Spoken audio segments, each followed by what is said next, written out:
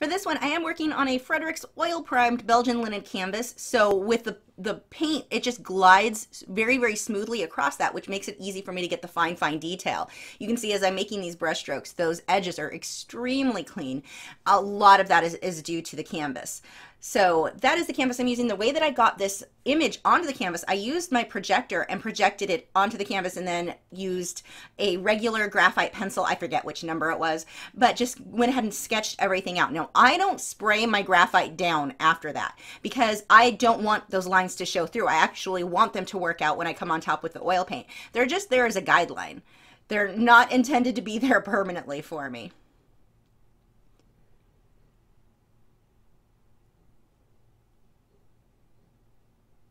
I'm working just with my, I believe this is Davy's Gray, Permalba, Weber's Permalba Black, and the Weber's Permalba White for this entire base layer. And it took me, I want to say it was about 3 days to get everything in black and white ready before I started glazing. Now, oil paint is one medium that if you want to paint for 8 hours, this is one that I do or will occasionally work on more than one project at a time, just because there's going to hit a time where I need to put this to the side and let it dry. And if I want to keep working, having a second oil paint ready to go is a really good way to do that. Whereas normally with other mediums, I don't do that just because it's too easy to say, okay, I'm bored with this, I'm going to go work on this one right now, and you never end up finishing them. So, but oil paint is the one that I do have a tendency to break that rule on. And I'm using Liquin Original for this layer with all of the blending. And this brush that I'm adding right now, or working with right now, doesn't have very much paint on that. Add a little bit and then smudge it around. You can see I actually added the paint with a liner brush and then smudged it with this brush. This brush, the only paint that's on it is what has been picked up from smudging around. It's mostly dry, and I keep wiping it off on a paper towel to keep it as dry as possible. And the paper towels that I use are Viva. That is the only brand of paper towel that works well with oil paint. The rest they're not cloth-like enough, whereas the Viva, it's almost like t-shirt fabric. It works really well for oil paints.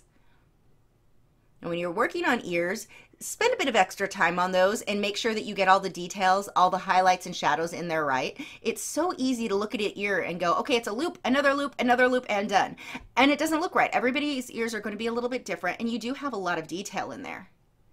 On these first few layers, or really the first layer especially, I can be a little bit soft, meaning I don't have to have everything, all the fine, sharp detail perfect. Q-tips, great supply for painting in oils. You can see as I'm coming through here, I'm wiping some of this off to pull out highlights.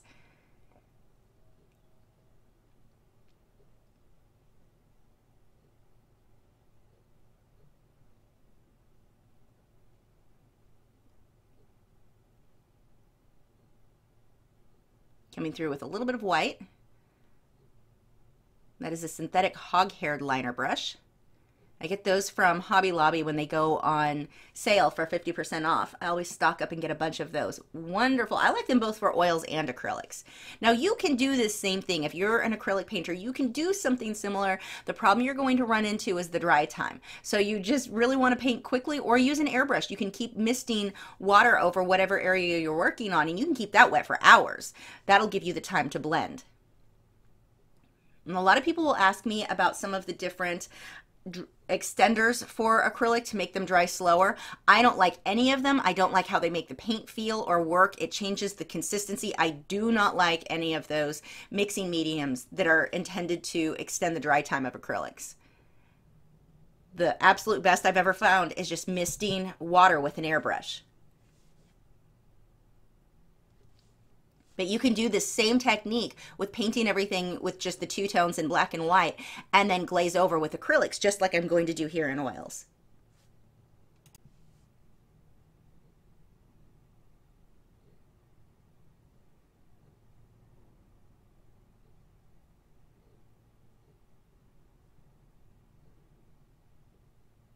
I like to have my reference photo on a monitor next to me. I use a 27-inch monitor, and I just blow up that area that I'm focusing on, in this case the ear, so that it's really, really large. It makes it easy to see a lot of the little detail that you might otherwise miss. I used to print everything on another piece of paper and then keep it right next to my easel. The printers just don't print the same detail that you're going to see on the monitors. So that could be a tablet, an iPad, something like that. Those are my favorite ways to work.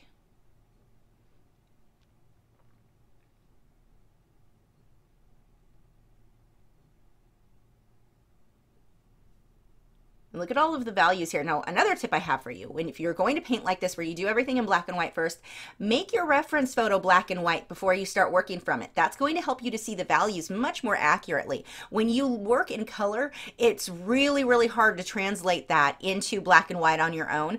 It's not that it can't be done, it's that it's just a lot easier to judge those values if that reference is in black and white too.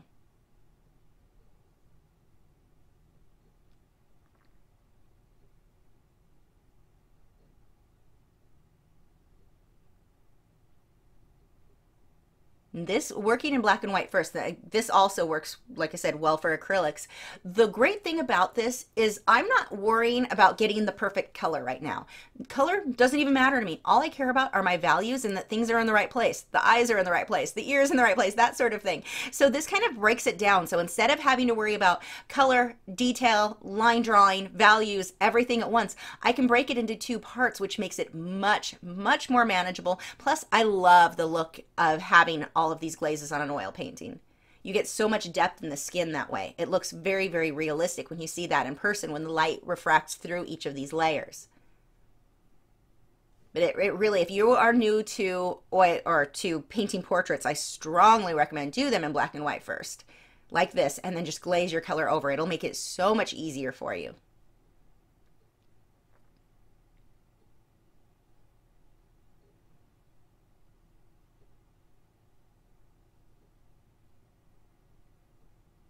I'm really focusing on these darker areas in through here. I do have a fair amount of liquid on that brush. I don't have very much, as I'm using a lot of most of what I'm adding here is the gray, the Davy's gray. I am saving the darkest black for my darkest, very, very dark areas, but most of this I'm going through with that gray tone for the first layers.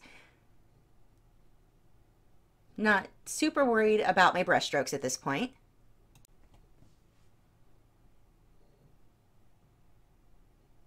Now we'll slow some of this down into real time so you'll be able to see how I'm moving that brush a little bit better. But look at, you can see the brush strokes that are on the canvas. They're going every which direction. I just need to get that paint blocked in. Switch to a liner brush for that tiny little area. But most of this I'm doing with a filbert.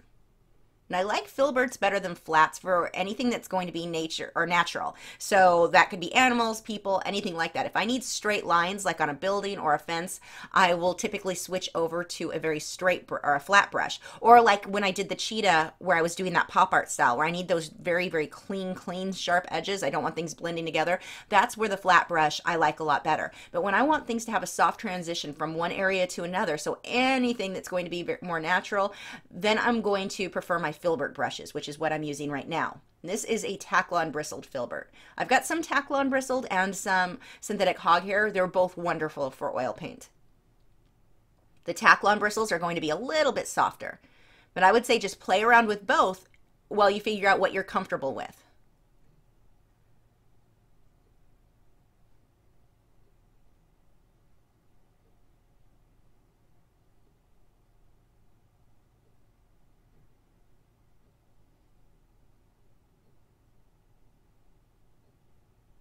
As I work, you can see how I've worked out all of the graphite lines anywhere where the oil paint has been.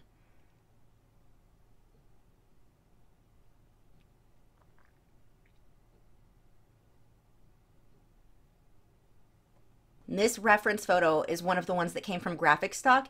If you are looking for it, it was a guy in a gym or a working out type thing, a bodybuilder. I just cropped out his head and shoulders. But those photos are such high resolution that I was able to crop it and still have tons of detail. And then I played around in Photoshop to adjust the background and to adjust the coloring on him.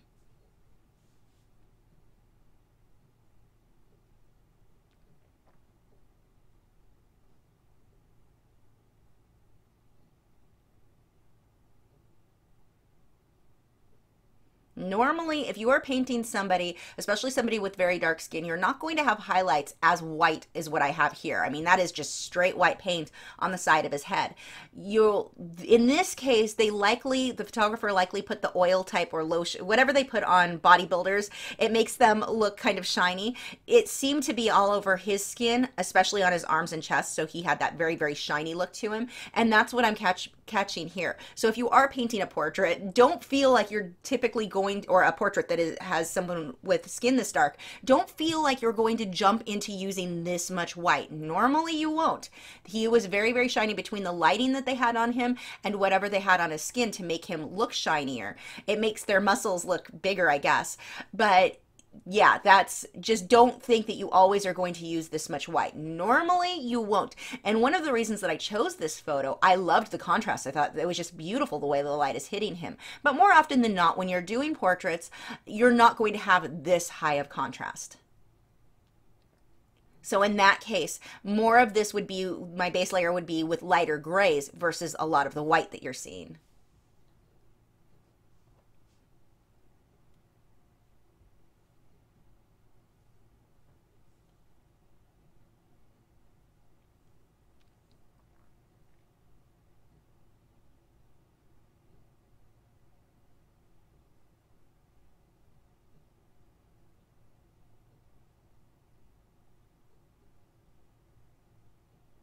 Using that mop brush. That one is a Royal Soft Grip mop brush, a 1 inch, and it sheds like crazy. The thing is, I have the brushes that don't shed as much. I use makeup brushes for my mop brushes for acrylic, which is really important because acrylic dries so fast. If the bristles dry inside the paint, you can't really pick it out as easily. But here, the texture of those soft grip are just absolutely perfect for what I want when I'm blending oil paints, whereas the brushes that I'm using for acrylics as a mop brush, they're just a bit too soft for what I'm looking for. So that's why I'm still using those soft grip ones, even though they shed like crazy. I do end up picking out the hairs quite often. But it's worth it to me because, again, just the texture of those brushes is my favorite for oils when using a mop brush. Little bit stiffer.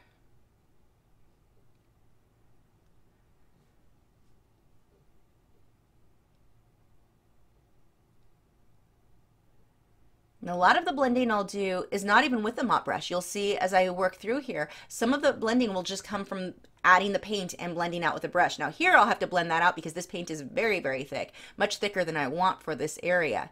But when I don't have as much paint on the brush, sometimes it doesn't require blending with a mop brush. Don't feel like every single brush stroke you make needs to be blended out with a mop brush, whether you're working in oils or acrylics. I see that a lot with students new to those mediums. If they'll make any brush stroke, they think it needs to be blended out. No, sometimes it looks best if you don't blend that with a mop brush. Sometimes the blending that happens with the brush that you applied the paint is all you need. So decide whether or not you need to use the mop brush based on that, not based on the fact I made a brush stroke, so I must need the mop brush.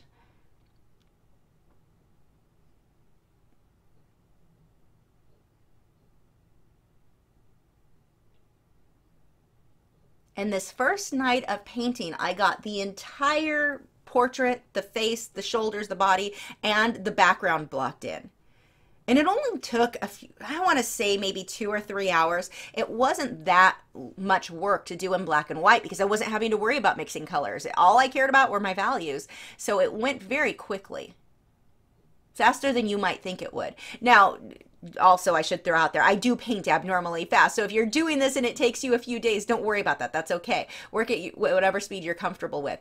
My point was, this was fast even for me, just working in the black and white like this. And this is an 18 by 24 inch canvas. This is a really nice size for painting portraits because you're able to get a lot of detail fairly easily. You're not fighting to try to get all that teeny tiny detail. You can get a lot of detail on this size, but it's not so big that you're also going to spend the next 2 years working on it. It's a really nice size for portraits. Usually if I'm doing a portrait in oils or acrylics, 16 by 20 is the smallest that I'll go, but 18 by 24 is probably my preferred size. A lot of times when you're taking commissions, you will have people that are like, I just want an 8x10 oil painting. Well, you have to realize with an 8x10, you're probably not going to get as much detail as what you're seeing in my 18x24s. And so you want to make sure you let your clients know that, because a lot of them will think, well, I'm going to save money. I really want a painting from this person, but I don't want to spend that much, so I'll just get a smaller size. Well, the smaller size isn't going to look quite the same. I mean, not just size difference alone, but just the amount of detail that you're able to get. I've also seen where people will want like 3 family members, 3 kids in an 8x10. And it's like, if you're working more in a stylized manner, then that's not such a big deal. But when you're trying to get things that are more realistic, that's not likely to look that great. Again, it's not that it can't be done, but you are looking at a difference in the amount of detail that will be included in an 8x10 with 3 people versus an 18x24 with 1 person. So just make sure your clients understand that there is a big difference in size and the quality that, or the amount of detail that would be included in that. You'll often see on social media where artists will post these hyper realistic paintings where the painting is as tall as the artist is, and it's just that face, and it looks so amazing. You see every pore. Well, that's a lot easier to do when you get into those bigger sizes. You can fit more detail easily, and then when you shrink it down into a small image that's, you know, posted on social media or online anywhere, that looks much, much more realistic than a smaller painting shrunk down, if that makes sense. You're able to get a lot more details a lot easier. So that size makes a huge difference in how much detail you're likely to get into that piece. Taking that mop brush and just lightly going over that. Now these mop brushes need to be completely dry. So if, let's say I'm blending with blue and I need to go blend over a red area, but I don't want to get the blue from the mop brush from the previous color onto the next color, and I rinse it out with paint thinner. That brush needs to dry 100%, which usually takes a couple of days before it's ready to be used again. If not, you end up lifting, that paint thinner lifts and creates brush strokes. It's not the effect that you want with a mop brush. So I like to have several of these. I probably have 20 or more of them here I've collected over the years, but I like to have several so that I've always got a dry one ready to go. And I will usually use 2 per painting session. One for my dark areas, one for my light areas. Unless stuff starts to get really dirty, that brush starts picking up a lot of paint, every brush stroke starts with it. Instead of removing brush strokes, you're adding brush strokes. So that's another reason you want the clean one ready to go. But again, normally 2 per painting session is what I go with. And then they've got to dry a couple of days between. Now, if you rinse it with water, if you do clean your brushes like I do, where you use after you use the paint thinner, you go with soap and water, that's going to be a little bit different because that needs to dry even longer. If you have used those brushes, wash them with water, and they're a little bit damp, you think, okay, they're still usable. You use them with oil paint again, I swear they never come out quite the same. It's like that oil traps the water. I don't know, the bristles just never feel right to me again. So make sure if you do wash them with water and soap that they dry completely before you use them again with oil paint.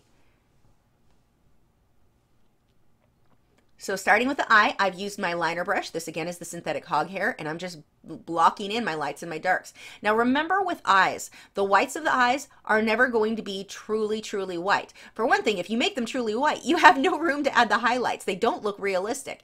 White in almost anything is not going to stay solid white. It's going to be various shades. In the eye, you'll get a lot of these pinks and reds and browns in there. Here, obviously just going gray since that's the color I'm using at this point. But look how much darker that is than the white of the canvas. And even then, once I get the rest of this blocked in, the face, that is going to be way too light. I've got to go way, way darker in order for this to look right. Don't leave the whites of the eye solid white. It doesn't look good. And in photographs, the only time the whites of the eyes are true white is if a flash was taken, because it washes everything out. If a flash was taken, grammar, I'm amazing at it. If a flash was used,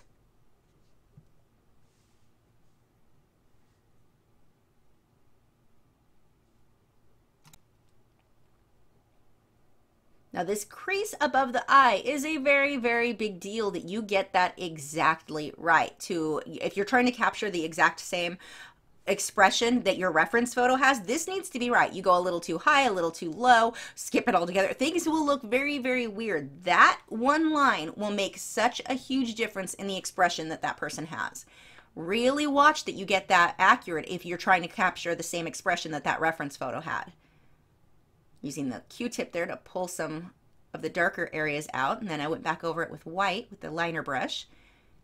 And the white that I'm using here is the Weber's Permalba white, not the zinc white. When I start glazing, I'll switch over to the zinc white, which is the more translucent white. That would be similar to the transparent mixing white that I often use with acrylics. But this one, the Weber's Permalba white, this is a very opaque white. And there's that Davy's gray. The thing that I like with oil is that I can block this in my general lights and darks, and then I can come back and blend. I can be very sloppy, very messy, and then blend it out so that it's very smooth after, and I can take my time with that. The Liquin that I'm using, the Liquin Original, this is a fast drying medium. So everything that I'm painting on this day, it'll be dry by the next day and ready for me to start painting again. Or at least dry to the touch, dry enough to continue painting over. And you can mix that with any of your oils. I've even mixed it with water-soluble oils because I don't like water-soluble oils myself. I had bought a few, didn't like them. I want to say it was Grumbacher was the brand I tried. But I just mixed them in when I wanted to keep using them because when I got them, I was definitely doing the starving artist thing. I couldn't waste art supplies. I had to make them to use them. So I mixed them in with my mixing medium and just used them as regular oils, and that worked fine. They were still way too thick for my taste. I didn't like the consistency that well, but they were usable that way. So here I'm coming through with some of the black. Now this isn't straight black. It looks like it is. It's actually mixed with the Davy's gray so that it's a lighter color, because later on towards the end of the painting I will use straight black and really pull out a few of those hairs much darker. But if I go too dark right now, then I can't do that later. They won't show up enough. This brush, it's not loaded with paint, but it's got paint left over from where I was blending with it previously. So I was just using that to kind of wipe that off onto the canvas. There's the liner there. Watch when you paint eyes, and especially in this case, he's got a definite tear line. I want to make sure I capture that. I don't want to make it so that his eyelashes look like they're coming out of his eyeball. You should have that little bit of a gap of that tear line. The eyelashes will be on that outside of the tear line. That's a really important thing to notice when doing portraits. You also really want to watch too that you don't overdo the eyelashes. It's easy to think I'm just going to put a whole bunch of different lines, and the more I put, the more realistic it'll be. No, you end up making it look like the person's wearing ridiculous looking, really cheaply made false eyelashes. There really aren't that many. And in this guy too, he has very short eyelashes, so he hardly has any. And a lot of what he has on this eye are just a hint of a shadow, a hint of areas that are a little bit darker, but you don't see that much with the individual hairs. The other eye you can see a bit more, but his lashes are short. Watch that. Don't overdo that or go crazy with those eyelashes. You can make the person look ridiculous.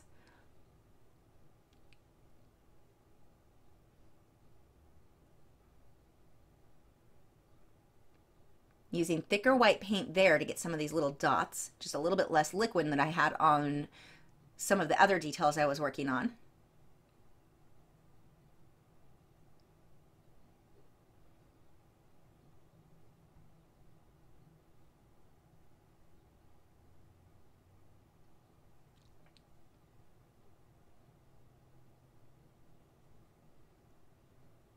And this is that stage where I don't care if it's perfect, I just need it to be close. I will clean up details on the next day. Right now, my goal is to just cover the entire canvas so that I don't have any of the canvas left blank.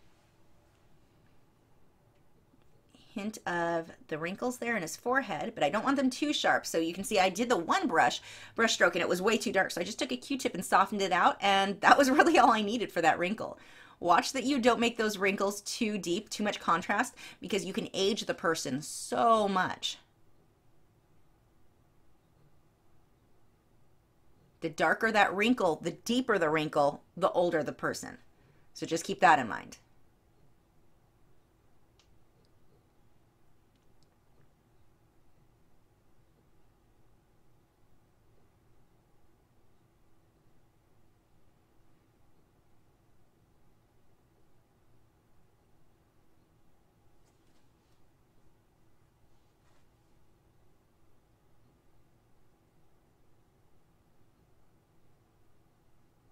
This one I am doing a little bit different. I'm adding the light areas in first. I honestly can't tell you why I didn't outline it like I did the other one first. It kind of goes to show there are 20 different ways to get to the same end. There's not one right or wrong way to paint.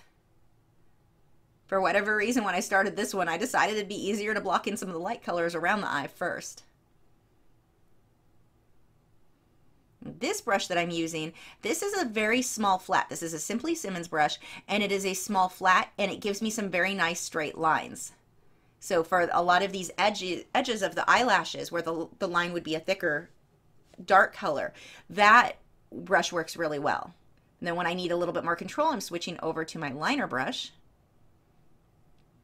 And my liner brushes range from a number 1 to a number 4. The 4 being the thickest of the bunch. But I always want to get a liner brush that has very long bristles, ideally an inch or more long. That's going to keep that brush so that I'm not filling the back end of the brush with a ton of paint where the bristles start to fray, and it allows me to load more paint on the brush so I can get longer, smooth lines than I could with a very short bristled brush.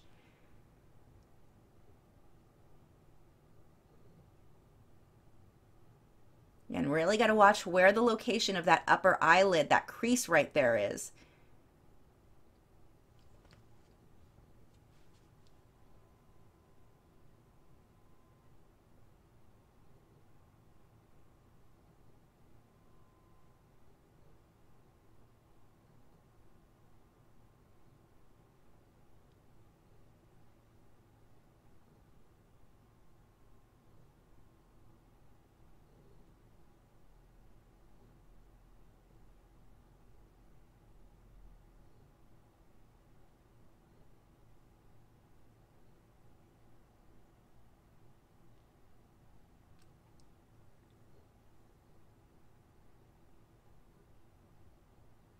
In painting everything in black and white like this and then going on top with your color, you can do that for any subject.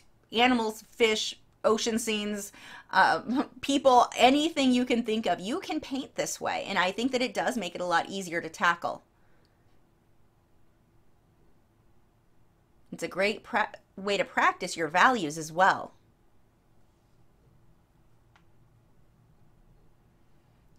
And there is something so satisfying when you get to the point where you're glazing color and just quickly it instantly changes how it looks. That is a very satisfying experience.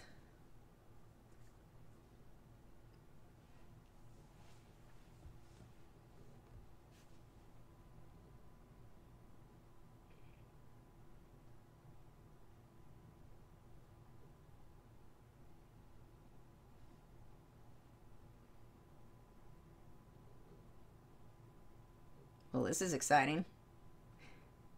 There we go. Guessing that means we're going to start painting again. So I'm going to go through this part. When I get to his body and shoulders, that part I'm going to go through fairly quickly because it's the same thing as the face. I'm just painting it a little bit looser. I'm not worrying about the tiny detail as much because I know that when I come back through with my background, I'm going to leave these heavy brush strokes over portions of the body. So I don't need a lot of detail in there anyway. I want the majority of my detail focused around his head.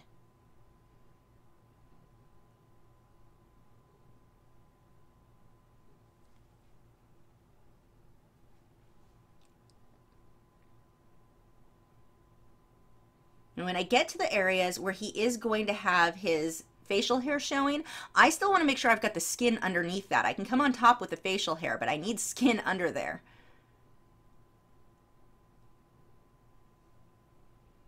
Remember, when painting portraits, there are no heavy outlines of the nose. This is something that I see happen a lot. Now, he does have a heavy shadow on one side of his nose, but I'm not outlining his nose, and that's really important. Don't outline everything. It makes things look very cartoony.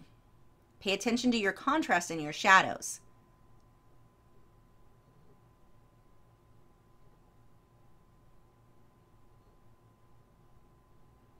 And these values, especially on this guy, there is so much contrast with how the lighting is hitting him that it can feel very, very scary. And you want to make everything more mid-range tones. Don't do that. Pay attention to those values. Get your darks dark enough, your lights light enough. It's going to make a huge difference in how realistic that end result is. If everything is very mid-range, even if it's realistic, if it's all mid-range, it's boring. People, well, if you, let's say it was hanging in a gallery, people are going to look at it and they'll keep going. You want to capture their attention, and one of the easiest ways to do that is high contrast. So there, that shadow on the side of the nose there, look how dark that is. When you're first painting, looking at that, you'll think, oh, that's too much. Trust the reference photo. Trust, if you liked how that looked in the reference photo, trust that that'll look right in your painting. And there are things that I will tone down or hype up the contrast up. I'm not saying that you need to copy the reference photo exactly. I'm just saying start to learn to really pay attention to those values and let the high contrast be there.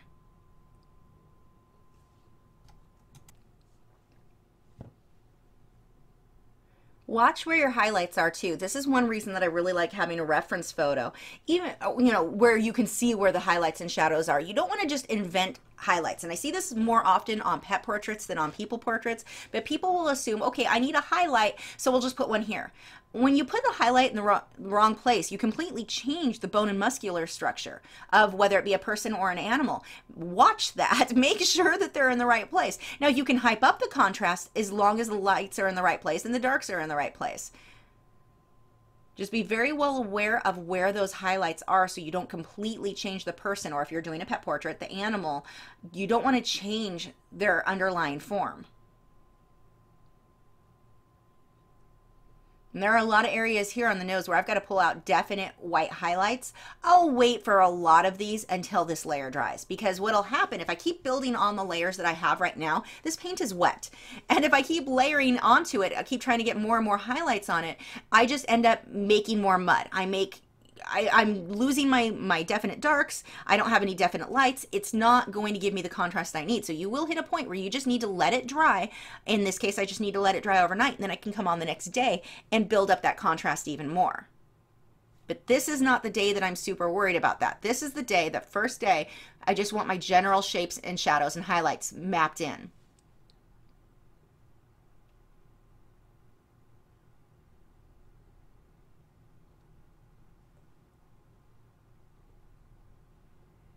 If you're new to portraits, I strongly suggest that you find a really strong reference photo to work from. Don't work from one that you took with your cell phone. That's probably not going to give you the best photographs. Work from a good photo. In this case, like I said, this one came from Graphic Stock, so it's a professional photographer, but you will find some on Pixabay too, that if you can't get a good photo yourself, you'll sometimes get these amazing photos over there. Find a good photo, high resolution, where you can see all of the details, where the angle of the person's face is good. Like, this is a great angle. I don't love straight on photos. I like where their head is slightly turned like this, but watch the angle. Make sure you get a good angle there. You want good lighting. You want good detail. That's going to make your job, especially when you're first learning portraits, much, much easier. Now, once you've painted a few portraits, you'll get to the point where you could use a photo that's not amazing and you can make it much better. But when you're first starting off, make sure you've got those strong reference photos to work from. Again, it will make your life much easier. I want to watch as I start building these creases in his lips that I curve those quite a bit. I've got to follow the curve of his mouth there. Your upper lip will generally be darker than your bottom lip just because of how the white hits it, or the light, I'm sorry, how the light bounces off of that. And I'm not going to worry about too many details on this day. Just want those blocked in. Don't go too dark on the mouth either. If you go super dark, it makes it, even if you're working in black and white, if you make those lips really dark, it makes it look like they're wearing very dark lipstick. The lips will usually be a very, very similar color to their skin. It'll be a little bit darker than the rest of the skin, but they will be similar. You don't want a really harsh contrast in that from the skin. The other thing is, watch that outline edge. You don't want it to look like he's wearing lip liner. So it's going to be a soft transition from his lips to his skin.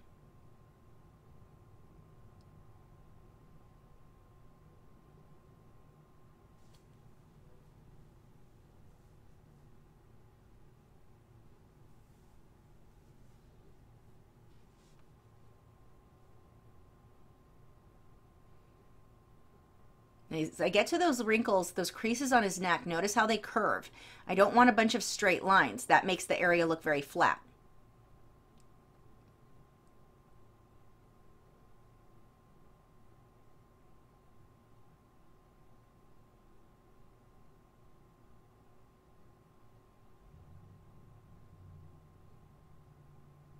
I mentioned in one of the live streams, I think I'm going to use this same model. I want to do another portrait. I'll probably use acrylics for that just because it will go faster, but it would be the same techniques used in oils. But I want to do a more stylized painting and show you how you can just really quickly hit where your lights and your darks and how to keep a, maybe stylized isn't the word, more painterly effect versus the tighter lines that I'm using here. So that will be coming very, very soon, and that'll be one that will work for oils or acrylics. But I thought that would be a nice way to look at the difference between those two styles if I use the same model. Plus, I've got a lot of really good photos that I downloaded of this guy. That sounds somehow super creepy. I swear, I'm not stalking him. So as I get into the facial hair here, I am using more black. There's a little bit of paint. I keep wanting to say Payne's gray, Davy's gray mixed in with it. And you don't have to use Davy's gray. Any gray would work, or you could just use black and white and mix your own gray. I'm just being lazy and using a gray I already have, so I don't have to mix anything. But as I build this up, I pay attention to where the darkest areas of the facial hair is. And you can see I'll take a stiff dry brush or clean brush that has no paint on it, that kind of round, it's a lighter tan handle. I'm coming through and I just smudge that out a little bit. This day, I don't want super stiff, but I don't want to overblend it. I'm basically just kind of tapping that brush on the facial hair there. Watching how the hair shifts and switches directions. That's a big deal. Now this hair is very, very short on him, so I don't want a lot of definite lines. I want the hint of lines without too many individual scraggly looking lines. He's got a few highlights in there, so I came back there with a lighter gray mixed in. And those highlights aren't really highlights of his hair. It's highlights in the way that the shine is hitting him. So now we will move on to the body. And this part, like I said, we'll move through very quickly because it's the same thing that we did on the face. Just paying attention to where those lights and those darks go. Now, in this case, I did tone a lot of this down. I didn't go as high contrast as what was in the reference photo because I found that when I was messing around in Photoshop, it seemed like the higher contrast in his chest, the way that the light was hitting his chest, it was very, very shiny, and then the strong light, it was just solid white. And it was drawing attention away from his face. So I'm not going to hit the contrast as strong as I do on his face in order to keep the attention, the viewer's attention up on his face and not pulled off the canvas because of the white shining on his skin of his chest.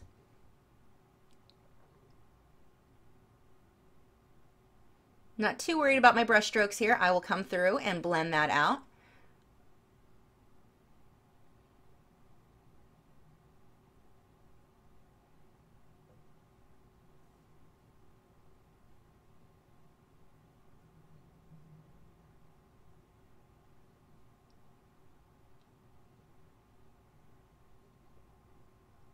And as usual, I like to block in some of the darker areas right at the beginning. It makes it easier for me to judge the rest of the values around them.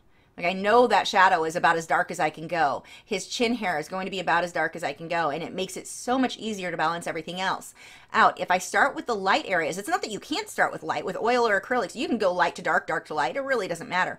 But I like to get the dark areas in because if I start with my light areas up against the white of the canvas, I have a tendency to go way too light. I feel like I'm going too dark, but in fact I'm way lighter, and I end up wasting time because I have to go back through and darken everything so much.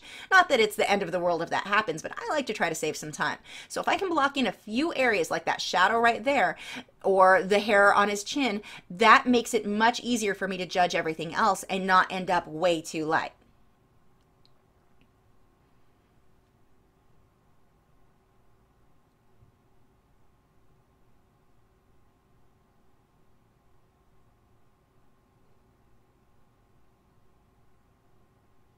Just softening that out a little bit with that mop brush.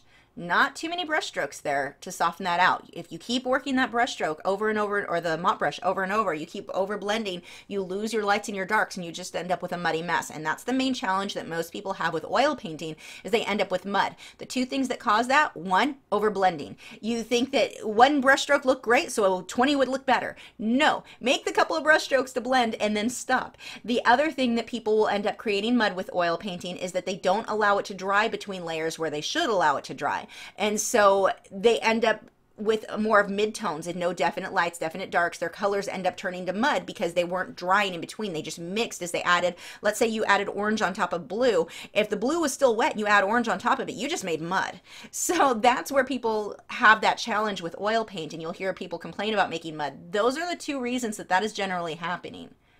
And here, because I'm working with Liquin, now I started as an acrylic painter. That was my primary medium for many, many years.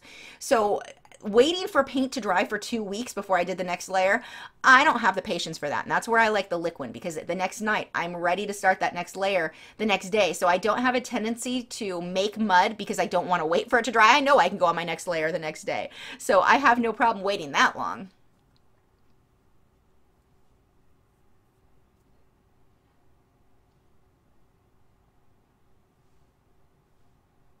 We've slowed this down to real time, so you can really see how I'm doing these brush strokes. We're close to real time anyway. See how I'm using this brush. There's not a lot of paint on it at that point, so I was using the brush to blend that transition between the really light gray that I have there in with the darker gray. And then I only needed a couple of brush strokes to soften that out with the mop brush.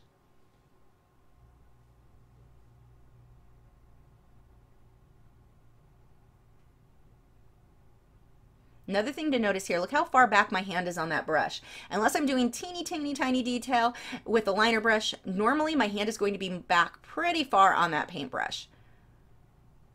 This actually, it gives you more control because of the way that the brush moves. If your hand is up too close to those bristles, not only are you really likely to make a mess and end up with paint all over yourself, you don't have the control here or the looseness that I can get with my hand and my wrist, because I can move my arm, my wrist, my hand, I can move everything. If you have your paintbrush, if you're holding it really close to the front, you're really only able to adjust its movement based on your fingers, so you lose a lot of control. It will feel awkward at first. Almost everybody who starts painting wants to hold that paintbrush up right at the tip like you would a pencil.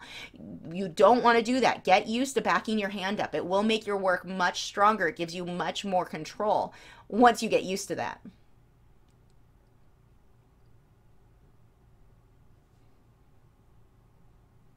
And watch yourself too. You won't believe, if you're not aware that you're doing it, watch how often when you look down, pay attention to where you're holding your brush. You're probably holding it way too close and not even aware that you're doing it. For some reason, naturally, we want to hold it up close. Don't do that.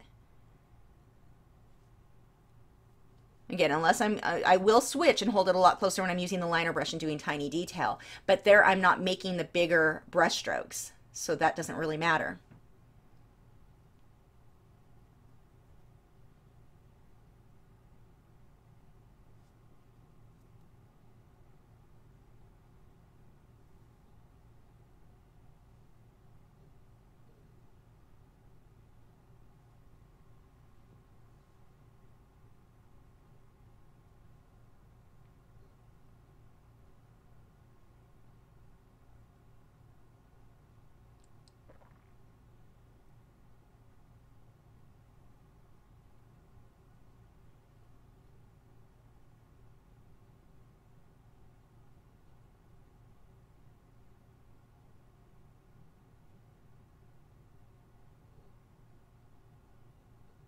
So the way that I'm working here would be considered wet into wet, where I'm working wet paint and blending it right up against wet paint.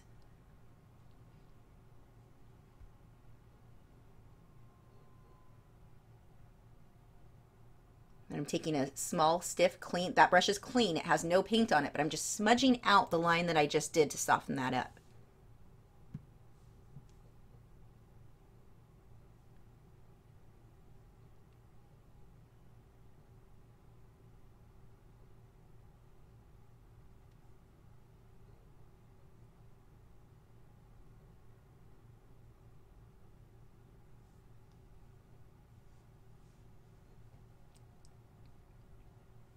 You want to make sure that you have enough brush or paint on that brush too, that it's going to blend out. Don't dry brush this. It's easy to want to, and technically you could do a dry brush for an underpainting like this and it'll still look good, but I like the look that I get with the blended brush strokes better if I've got a bit more paint on that brush so that they will blend together nicely.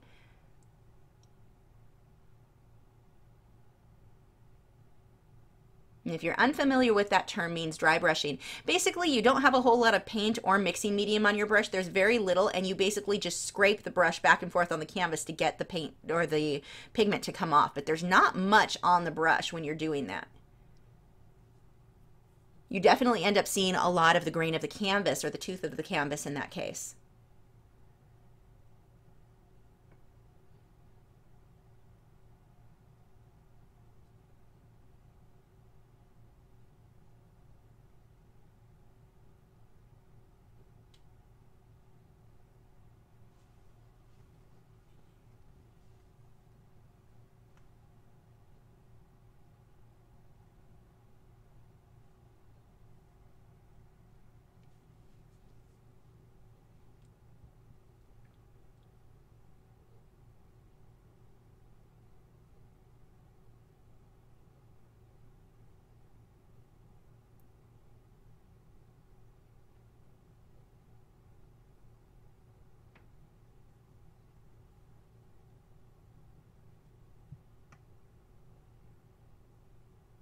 Notice how very sketchy a lot of this is at this stage.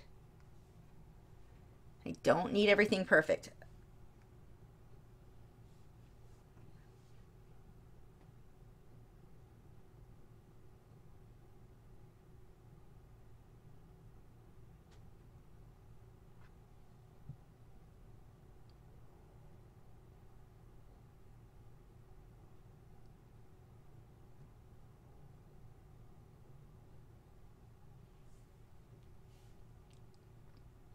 Here again, I'm using the brush itself to blend my light into the dark.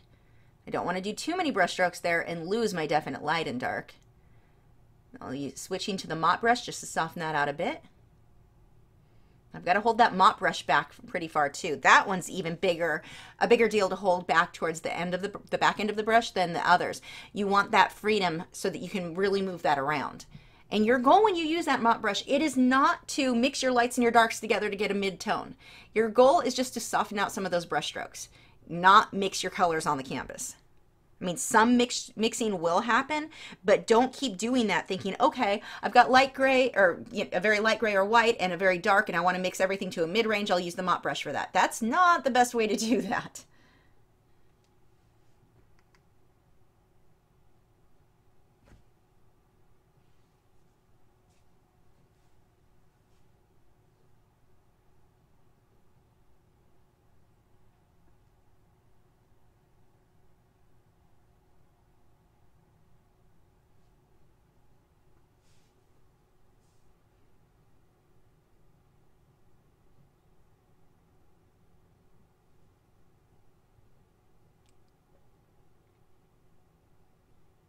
We'll speed this back up now that you've seen a bit more of how I'm moving that brush.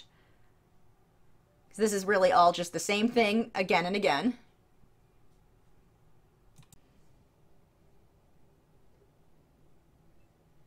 You can control how well something is blended with your brush, not only by how much paint is on that brush, but also how much pressure you're adding to that brush. On certain areas where I just want to softly blend the transition between a dark and a light area, I'll just barely let the tip of that paintbrush touch. I'm not adding much pressure, and that alone lets me blend a very nice smooth look. But some of that will have to do with how much paint is on the brush too. And this is one of those things that it doesn't matter how many videos you watch, you're not really going to get a full understanding or a full grasp of that until you experience it yourself. So if you're painting and you're thinking, oh, I just need it explained better to me, sometimes you just need to experience it. Once you've painted a bit more, just jump in, just start practicing. Once you've done a bit more, you will start to have these tips that different teachers will give you. They'll start to make a lot more sense, but they're not going to totally make sense. You're not going to totally understand them until you've experienced that. Then it'll be like the light bulb going off in your head where, oh my gosh, it makes so much sense now. But again, until you experience that, until you've been practicing with it, it won't make that much sense. That's normal. So when you first start painting, if you feel a little bit lost, like I'm really not sure what I'm doing, that's okay. That is normal. That's how you learn. So now that I've got everything blocked in, I'm going to go ahead and block in the background. And I want this to be very rough. I want a lot of brush strokes. So I'm using I want to say this is a 1 inch or a 2 inch. I think this is a 1 inch brush, a filbert, sorry, not a filbert, a flat Taklon bristled brush. And this brush is more like a synthetic hog hair, just in that this brush is extremely damaged. So it's a little bit more stiff. So while, again, Taklon bristle, it's probably most comparable or comparable to a synthetic hog hair. Words are suddenly really hard for me. And I'm just basically scribbling paint in here at this point.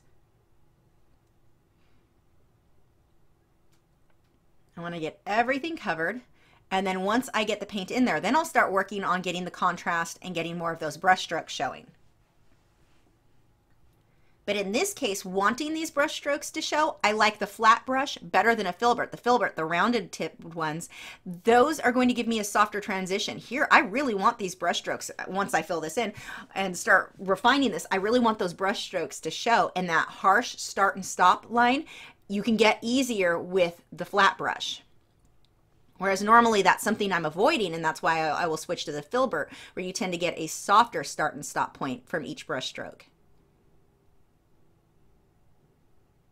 And this looks like it has a green tint to it. It's just, again, that Davy's gray. It's a very warm gray. And part of that is the lighting from the camera.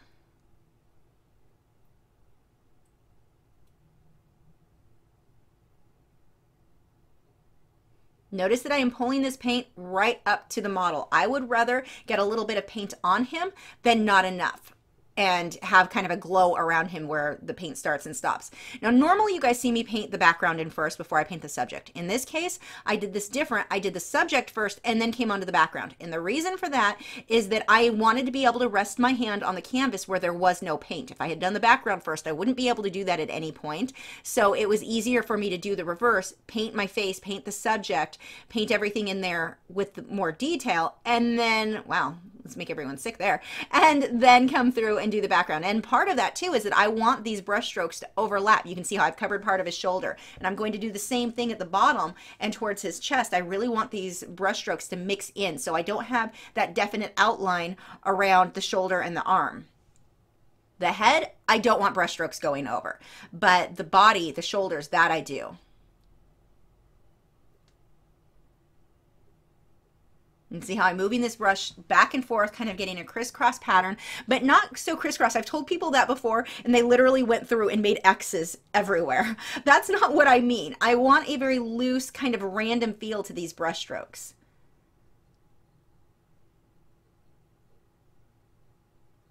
And if it overlaps the head a little bit, that's no big deal. I can soften that out. I would rather that than have an outline all the way around the head. And this is where I'm using that Weber's Permalba mixed on top of that Davy's Gray that I had previously done. This is the second day of painting, and I did work on the face a little bit with having forgotten to turn the camera back on. I thought I turned it on, I actually turned it off. I'm a genius. We all know that. So don't worry though, the texture that I built up in the face and the dotting and detailing that I did there, I will basically be doing the same thing the next day, and so you'll see how I'm working the brush in that one. But moving on to the body, the second day here, I'm starting out by just cleaning up areas, brightening up a lot of this. That's a lot of what I do on the next day, working on my contrast. And you can see how I'm taking this brush, this is a flat brush, and I'm making these little dots almost, little sections. I want to build some texture in here. Now what I'm going to do is make this texture a lot stronger than what I want my finished texture to be. When I come through and start glazing color over this, it's going to tone a lot of this down. And with the way that the light is shining on him, it's almost a dotted look, a very shiny, sparkly feel. And so getting this kind of dotted texture really works well. Few lines there to highlight the wrinkle on his neck, but I'm going to soften that out. I don't want it to be that harsh. Just kind of dabbing. This is a clean brush here. That was a stiff, clean brush, and by dabbing, I can soften it without overly blending, getting something that's too smooth. Again, I really want to create texture here. In this area under his neck, he still has a bit of hair growing through there. So you have this almost mottled look. I've got to follow that curve of these lines around his neck so that it doesn't look flat. So those lines are all slightly curved.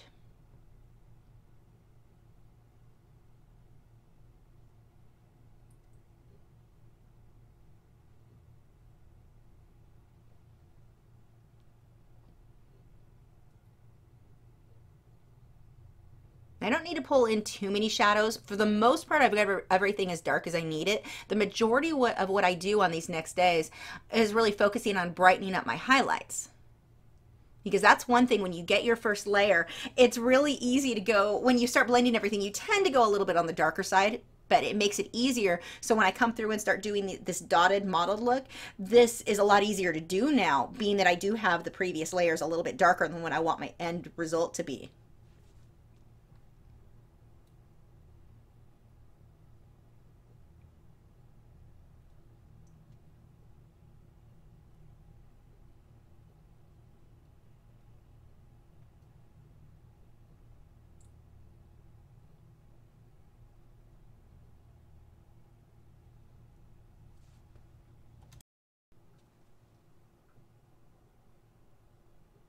Got a lot of these little sketchy lines, the little creases in the skin.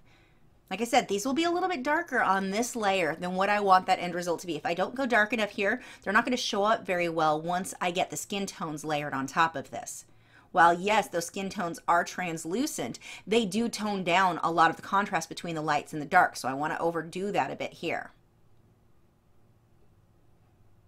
And how to know how much to overdo that contrast, that's going to come down to experience. The more you do this, you'll have a general idea of how dark you need to go. But don't stress out too much about that now. If you end up not having your contrast quite what you wanted, you can always redo that once you start going in, painting with color and the details there. It makes it easier if you get as much done as possible here in the black and white stage. But don't stress out too much about not knowing how light or how dark to go. Just know that you want it to be a little bit more contrast than what you want your end result to be. And part of that too is going to depend on how many layers of the glazes you put on top. The more glazes that you do, the more toned down, the more muted a lot of these details will end up being.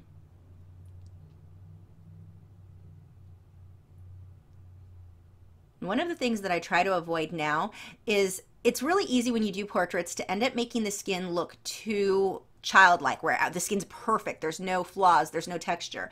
And so that's really something that I try to build up in my portraits now. Here you can see a lot of this mottled look. This is giving me more of that texture.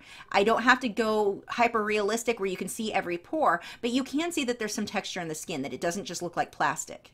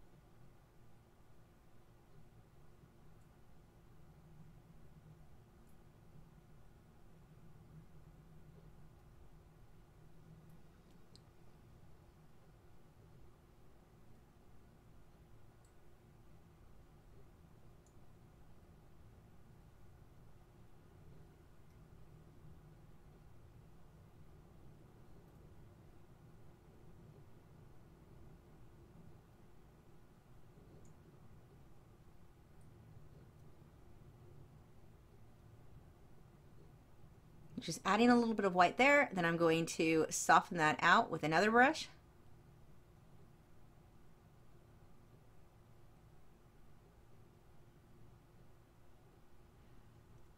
A lot of these I'm intentionally letting my brush strokes show a bit. Not big, thick brush strokes, so it's not a very painterly feel, but I do want enough of them showing that I don't have this perfectly smooth skin. So this is now, we are on to day 3 of the underpainting. And I'm hyping up that contrast even more, getting those darks in there. So again, back to that Davy's gray. Using a bit of, with the Q-tip to pull up areas where I went a little darker than I wanted to go.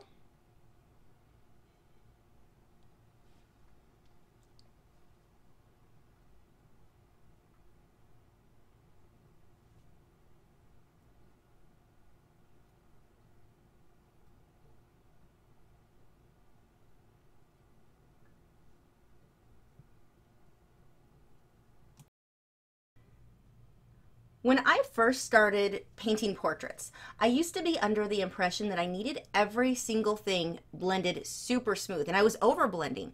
Everything was smooth, but it also looked like plastic. It actually works better if you let some of these brush strokes show. And you want to get variation. I mean, I'm not saying get enough brush strokes to where you start looking like a Monet or Van Gogh Starry Night on his forehead. But I'm no longer trying to create everything overly blended, overly smooth. That gives it a very unnatural look. I don't want his face to look like a Barbie doll. Now, these dots that I'm doing here, I wouldn't necessarily do these on every portrait. It's just because of the way the shine is hitting him. And these smaller areas, these smaller dots, I've switched over for any tiny detail to the Liquin Fine Detail versus the Liquin Original. It is very, very thin, and so it makes it easier to get small lines, or small dots in this case. When I add the dots, I'm then taking a clean brush that is fairly stiff, and I'm just dabbing over them to soften those out. I don't want to overblend it, because then I'm back to the same problem that I used to have, where I just blended everything more than it really should have.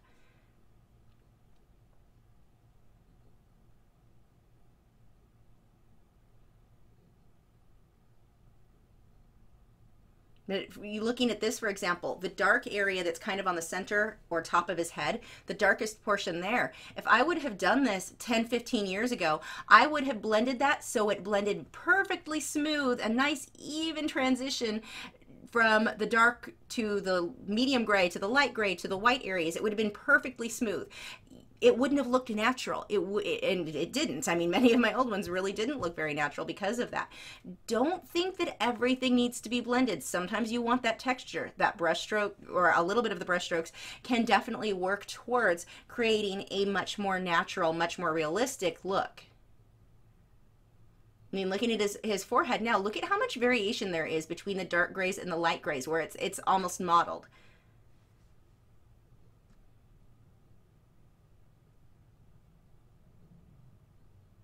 Be very careful. Like I mentioned earlier, we will often see where obviously somebody has a crease in their eyes, or crow's feet, or creases on their forehead.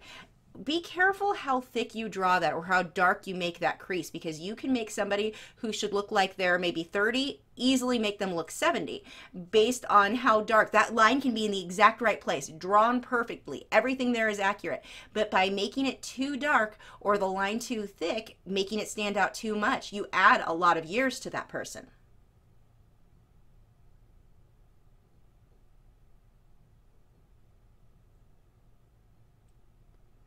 Just dabbing over this to soften it up, and this part is real time.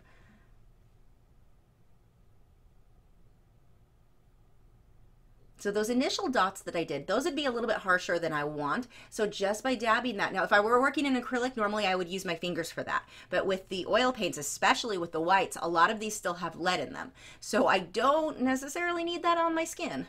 So I make sure to use a brush for that.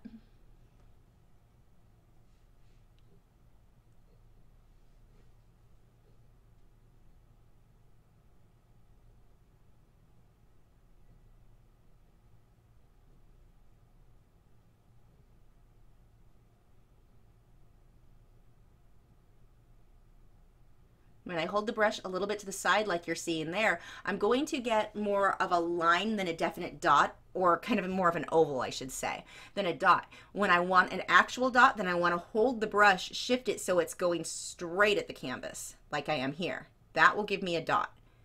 But when I shift the brush or move the brush to where it's just a little bit angled, I will change the shape of the dots that I'm doing there. And I do that intentionally because I don't want everything to be exact. I want that variation in here.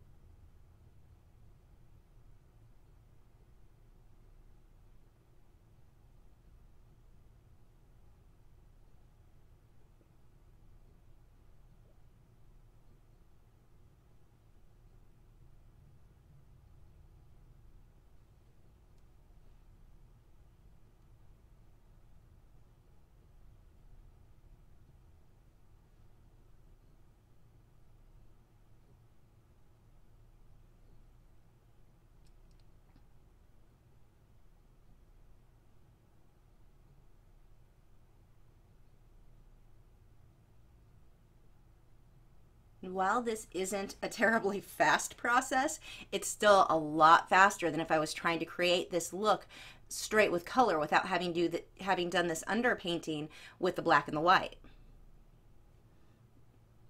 This really does save so much time. So I had 3 days with the underpainting, and it was either 3 or 4 days with the glazing of acrylics. So it really did not take very long to complete this portrait.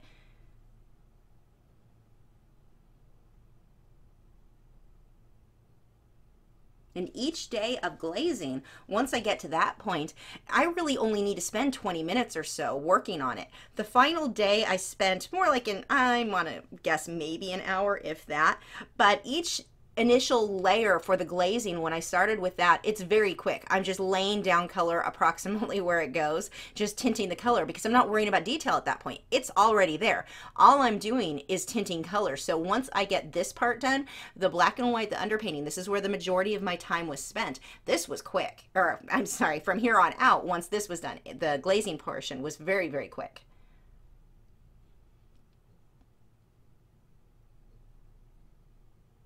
I know when I started painting portraits, that was a challenge that I had, is trying to figure out which skin tones to use. I've told this story before. There was a time where I was trying to do a painting. It was one of the first times of working in oil paint.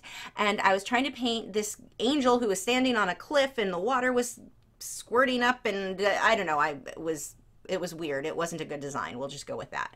But the point is, I had the man that I wanted to be the angel, I was going to make him really, really pale, like almost solid, like paper white so that I could have the reflections of everything around him reflecting off his head. It was at night. I thought that would be really cool. I didn't know how to make skin color, and I ended up making him black. He ended up with very, very dark skin, and it actually looked really cool. And I mean, there were a lot of people who wanted that painting. I kind of like how it came out, even though it wasn't my intention. But the problem was, I didn't have the control to choose what colors I was getting, the skin tones. It was a real challenge for me, trying to balance how to get the detail, how to make it look like a realistic person and get the right colors. So here I am just taking all of that problem away and starting just black and white, two tones, worrying about your values. That's all that matters here. And it just makes it so much easier to tackle, especially when you're new to portraits.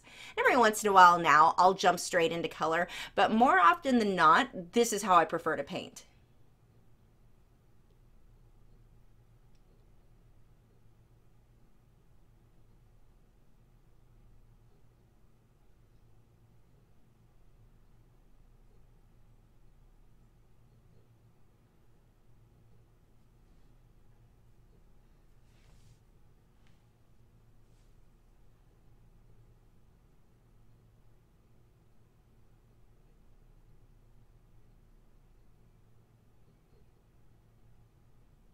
So these dots in here by his nose, they're just a bit smaller, but I'm painting them on with the same techniques.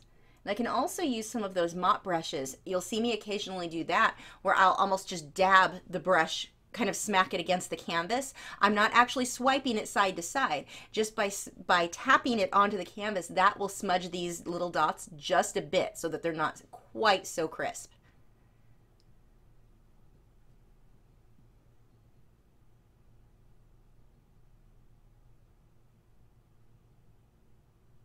And I'm using two different liner brushes here. I have one liner brush that I'm using with the dark gray and black, and then this one here that I'm using with white. And I keep both out. I'm not constantly rinsing that paintbrush out or cleaning it in paint thinner before switching one to the other. It's way easier just to have two going at the same time, knowing I'm going to continuously need to switch back and forth between black and white here. Why not just have one brush for each?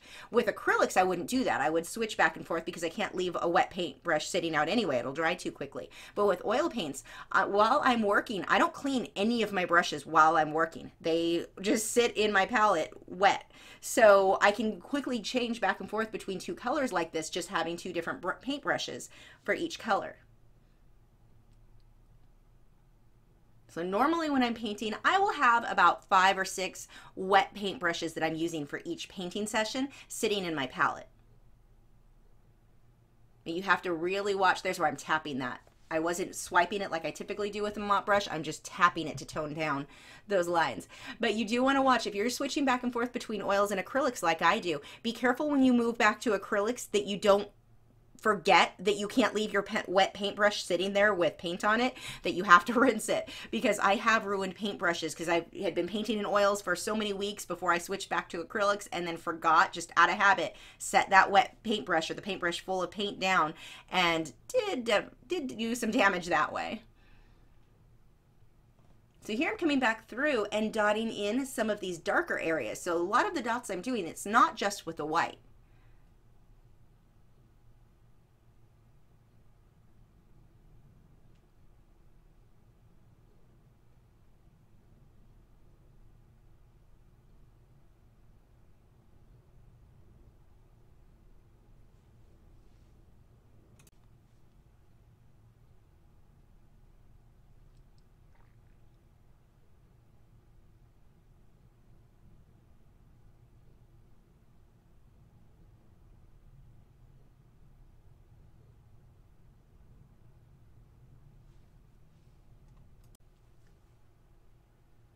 Little bit of detailing on those wrinkles, but I don't want to go too much.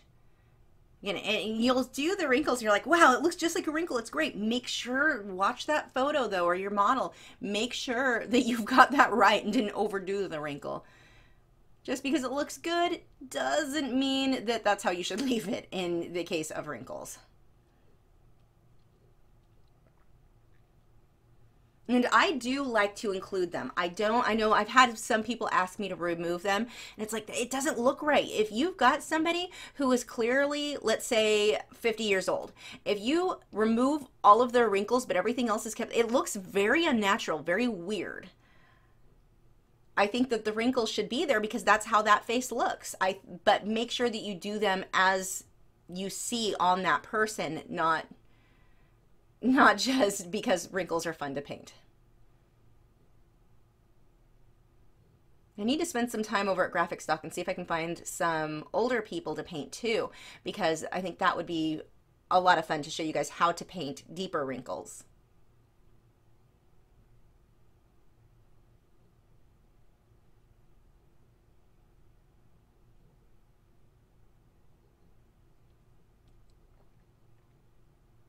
You're just tapping that mop brush on there. I don't want to blend side to side there because that gives me a very different result with the blending than tapping. I want to keep that sort of spotted look.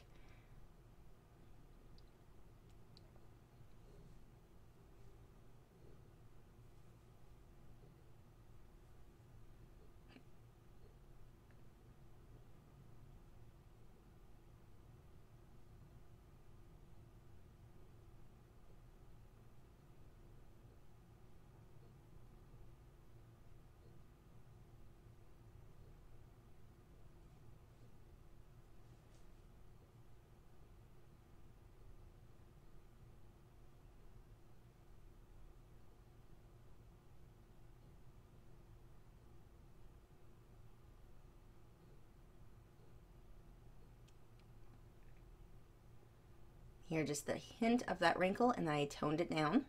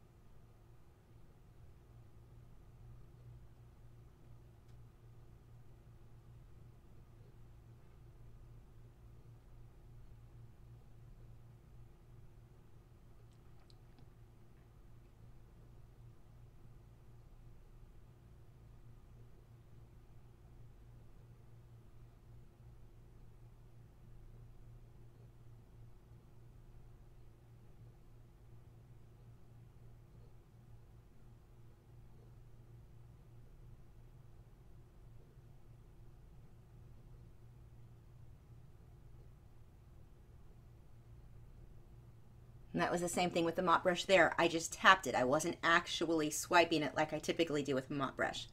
Coming back through and creating some texture with the darker lines now.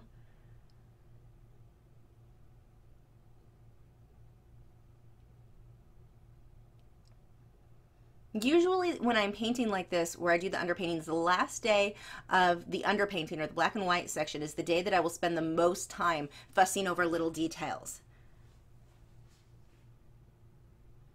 The first day, everything's very soft, very smooth, not really worried about the little stuff. This is where that starts to matter more though. The more that I do here, the less I have to do once I start glazing. For these very, very short bits of stubble, most of those are just dots. Few actual brush strokes or small brush strokes, but not many. So working on the creases on the lips here.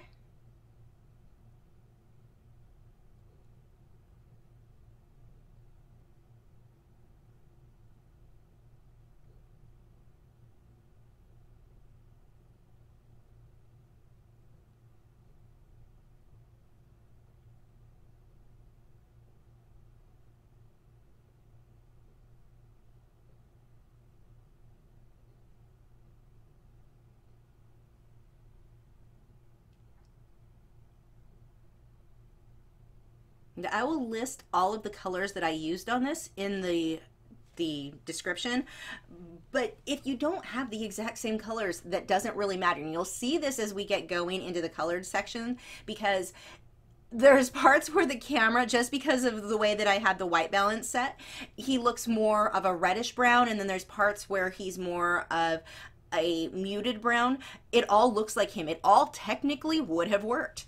What matters in making somebody look realistic are your values. These matter so much more. The section that I'm working on right now, I mean, all of this matters much more than the color I use. I mean, I could have painted him purple and you would still be able to tell that he was a dark-skinned man. It would have still looked like him. It would have just looked like he was under a purple light. So you can, I'm not recommending doing that for portraits unless that, you know, you do more creative portraits, but the point is, this is the part that is going to make it look realistic. The values, that makes the difference. The actual colors that I used, I could have switched out my browns for completely different browns and it would have looked very similar. And if this were something that I were hired to paint, chances are the person who had purchased it would have been happy with either version, because it's so minor. Don't feel like it has to be the exact same that I use to make it look like that. This is the part that you want to focus on. Your values, it makes all the difference in the world in making something look realistic. A lot of people get hung up on the idea of, if I just get the right color, I put the right color in the right location, that's what's going to make my work look realistic. The reason that I'm not quite where I want to be, if my work doesn't look quite as realistic as I want, it's because I'm not putting the right color in the right location. This isn't paint by number. It's not really how it works. That color, not that big of a deal. I mean, it matters to an extent. Like I was telling the story where I was trying to do a really very pale white man and ended up with a very dark-skinned black man.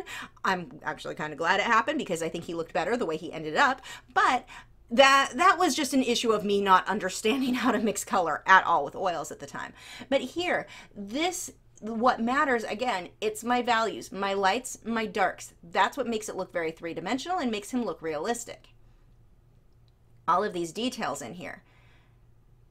Switching out Van Dyke brown for another kind of similar brown, you're really not going to see a difference. I don't think it has much impact at all on the end result.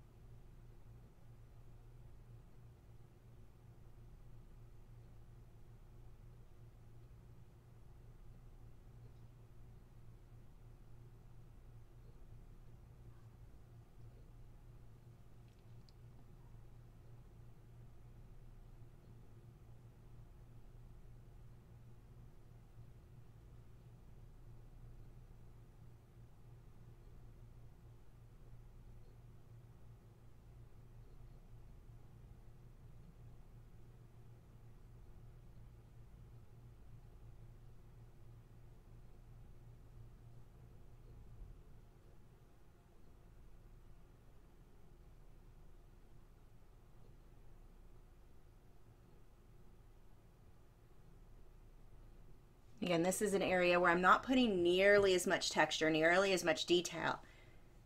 This is where the background really brushes over or mixes in with his skin. So I'm not going to spend too much time here.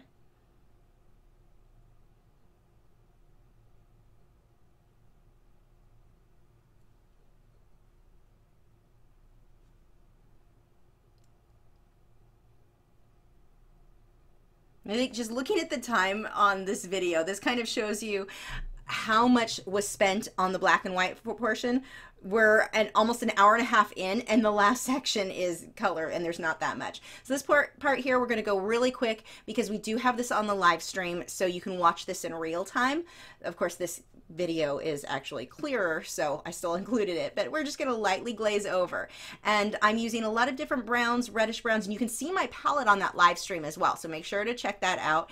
It makes it a little bit easier to see what I'm doing. Now this first glaze, not super realistic in comparison to what I will end up with in the end, but I start by getting a brown tone, sort of a Van Dyke brown over everything, and then I start mixing my reddish browns and even some magenta in with that. And just paying attention to where those light and dark areas go. But see how I just wipe the brush over everything, the lights and the darks, it goes over everything. The really interesting thing here, look how white the whites of his eyes look. You guys saw me just a few minutes ago paint the whites of the eyes, and they were a fairly dark gray when you compared them to the white of the canvas. But now that I have all this color in, look how it's just way too pale. It needs a lot more color in there. It'll look so much more realistic to get rid of, you just don't want the whites of eyes to be super, super white. Now on the mouth, I did tint that with a little bit more magenta mixed in with the browns. I start with brown, but then add a little bit of color. I don't want to just jump into magentas or reds on the mouth though. It'll look like he's wearing lipstick. The majority, the base there should be his skin color. And that's going to be true pretty much no matter what skin tone somebody has. There are rare exceptions where somebody has just super bright, like almost hot pink lips. That isn't that common without makeup though. More often than not, you're going to be safe just to start with whatever your skin tone is and then just tint it a little bit with a little bit of magentas or reds, but not much. And a lot of this I'm coming back through with a piece of paper towel where I've tinted it too dark. I can take the paper towel and wipe the color off where I don't want it anymore. So I can lighten areas back up. I don't want to lighten them up by putting white over it at that stage, because if I do that, the white is too opaque. Even if I use the zinc white, it's still going to be more opaque than I want. I'm much better off to wipe the color off because it's still wet at that point. Wipe off what I don't want to show to lighten any area up when I do that first glaze.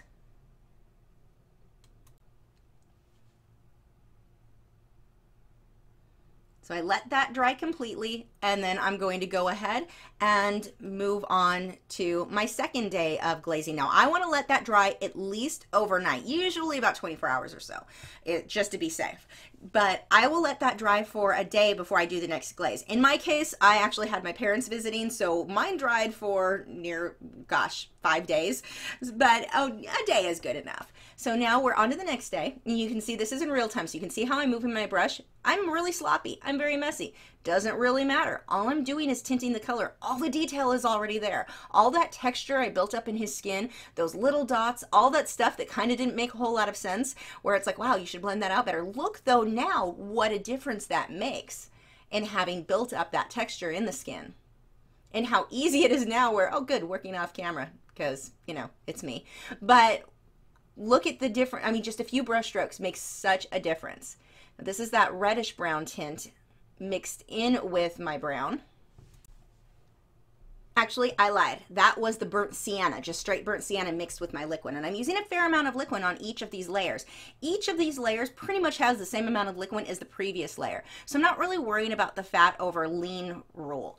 And what the fat over lean rule is, this is something that I'm asked a lot. You don't want to put your paint down really thick, like you painted it with a palette knife, something that's fairly thick, doesn't have a lot of mixing medium in it, or paint thinner. Some people will use paint thinner to thin, or terpenoids to thin out the paint. I don't want to put thick paint down and then put thin paint on top, paint that's thinned out heavily with the liquid in this case, or even with the paint thinner. What happens is those layers don't dry the same or cure the same, which would be the technical term with oil paint. When you use liquid, it does actually more dry than cure. But anyway, with oils, they don't dry like acrylics would.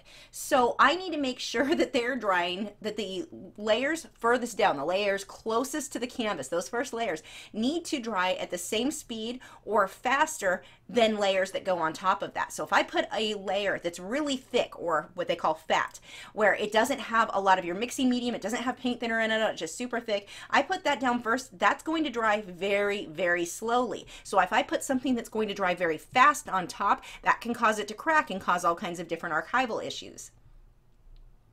Now, again, with me, I tend to paint everything the same. Every layer is pretty much exactly the same as the previous. So fat over lean has never been an issue for me. But again, like if you were to paint Bob Ross style or something where you're painting with a palette knife for your mountains, you don't want to glaze another color, a light color on top. It's not going to dry at the same speed. That the top layer needs to dry slower than the bottom layer. So you can't put thinner, which dries faster, on top of thicker, which dries slower. That's backwards.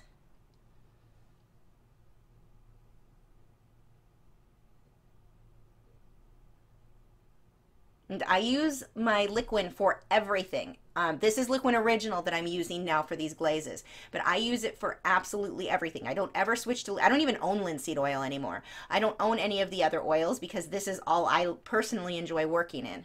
And I've had a really good question in the live stream where someone was asking, because it says not to use Liquin as your final layer. They don't mean in your painting, they mean as a varnish. A lot of people were using Liquin, and I even did for a few years, a few paintings I had done that on. I've got a few here that I did that with, where you use Liquin because it gives it a nice even gloss. You can put it over everything to even everything out. But that's not actually a varnish. You don't want to use that as a varnish. You want to use an actual varnish as a varnish. What I like is Gamvar by Gamblin.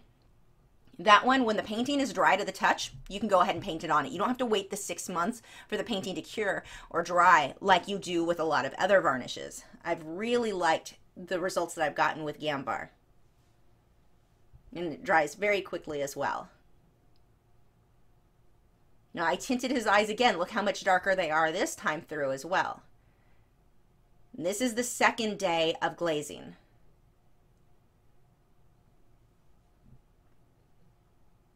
There's that burnt sienna again. That's going to be my more reddish or orangey brown.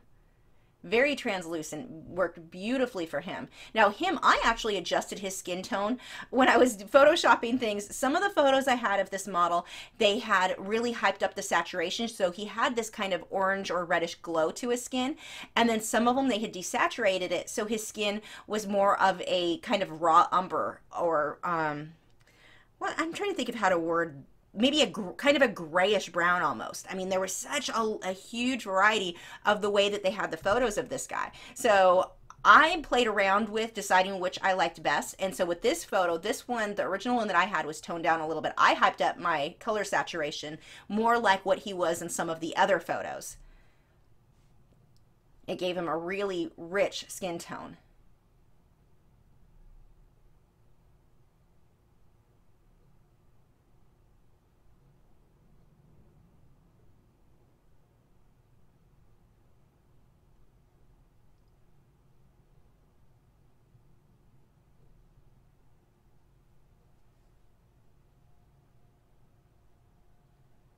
I spent longer on the initial layers with building up the texture of his skin than I have on other portraits, and I am just so much happier with the results I got in doing that than I have been in other ones. This is definitely one of my favorite oil portraits that I've done. And the main difference there is just building up the texture in the skin so that it's not too smooth everywhere.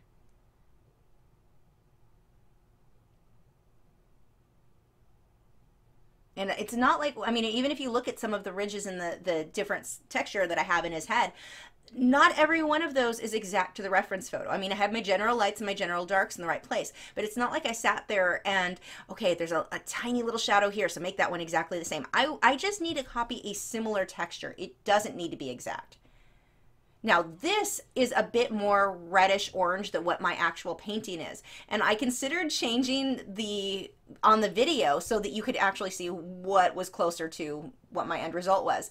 This is, I think the saturation is a little bit hyped up here, but this is going to be a good example. Once we get into the next day where I turned off the camera and then restarted it, the next one is a little bit more accurate, not quite as orangey, but look at how either way, here or when I'm less orangey, it's the same guy. So even if I had used different browns, which if that's the effect I was trying to get, this one versus what I'll have in the next days, with the shift in color with that camera, it still looks like the same person. There's not a big difference there. So like I said, I can switch the browns that I use, or the tones, the burnt sienna. I could use less of the burnt sienna and more of Van Dyke brown instead, and it still looks like the same guy. So like I was saying before, just don't over stress out about getting the exact right color. I know you guys are probably sick of hearing me talk about that, but that's one of the biggest problems that I see artists have is they get frustrated. They can't, the color's not exact. The color's not generally most people's problems. It's the values, the contrast.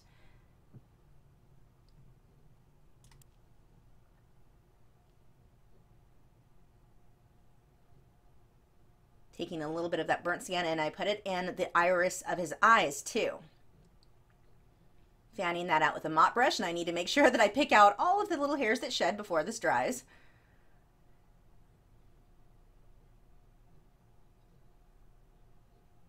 And I push fairly hard with this brush when I work with oils because the oils are a lot thicker than what I would have if I were blending the same area in acrylics. With acrylics, I just barely let the tip of those bristles touch the canvas.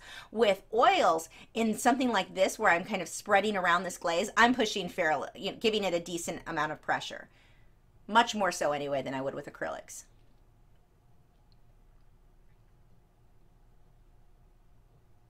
Now I want variation. I don't just want one brown everywhere. Like you're not going to find this one perfect skin tone and use that everywhere. You're going to vary from one area to the other. That's why I'm using, I want to say 4 different browns plus magenta plus a light flesh color and then my whites and black and all of those other colors in addition to that. There are a lot of colors in here, a lot of variation. This is not pick the right color and put it everywhere.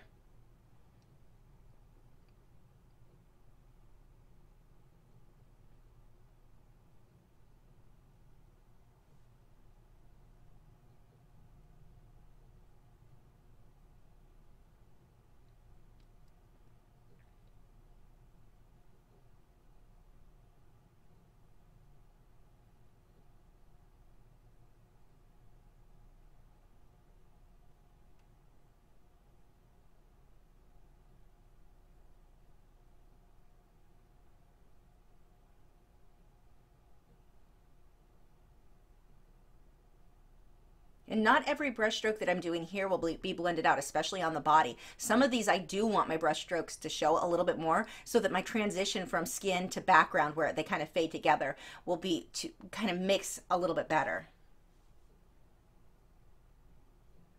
Okay, so we are now on the 3rd day of glazing. Now look at the difference in the color here. Not nearly as red or orange is what it looked like on the previous day, and that is just a shift in the white balance of the camera. I didn't realize it was doing that at the time. This is probably more accurate to what my actual painting looked like at that stage.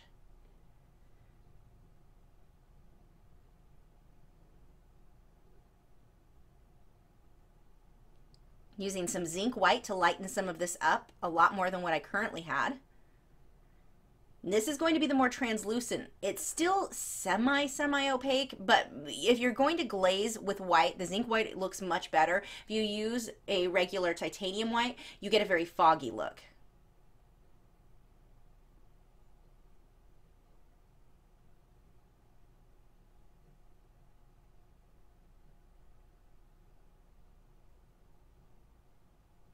Just paying attention to little details. Where are there light areas or dark areas?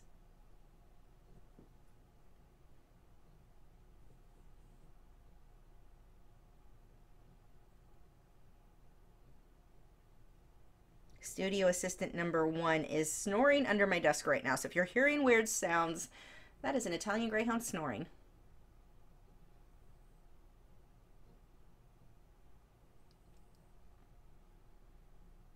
Now look at the crease above the eye or the upper eyelid. This is a big deal. You don't want to just, and this is a mistake I see a lot of people make, they will make that all one color. From one end to the other, it is even. You will almost never have one color go all the way from one end of the upper eyelid to the other. You're going to have areas where the shadow shifts and gets darker and then lighter again. Really watch that. The same with the crease. The crease is not just a line. It's a shadow. Make sure you pay attention to where that shadow is thicker, where it fades out, where it thins back down, but it's a shadow, not an outline. Really watch that. That doesn't, you get very cartoony if you leave these definite lines. I'm pulling a lot of this burnt sienna into my background now. Initially that background had a lot of olive green and sap green. So now I'm mixing in some of these brown tones. And I'm leaving some of the green showing through. I don't want to cover it completely. Okay, so that was the end of day 2 of glazing. We are now on to day 3, where I'm working on more glazing and a little bit more with details.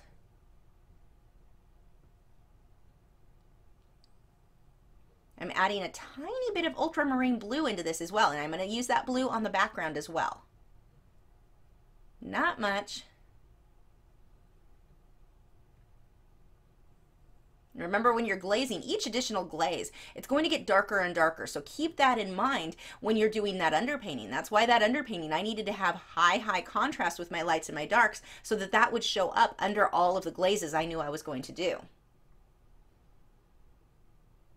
And here, I don't have to put a glaze over every single thing on, like the entire canvas does not have to be wet with the next glaze. I'm just glazing areas where I want to tint the color a little bit. It's okay to me if some of the glazes from the previous night are showing through, or that's all that there is. It's not like I have to cover everything. Every layer needs an equal glaze. That's definitely not the case.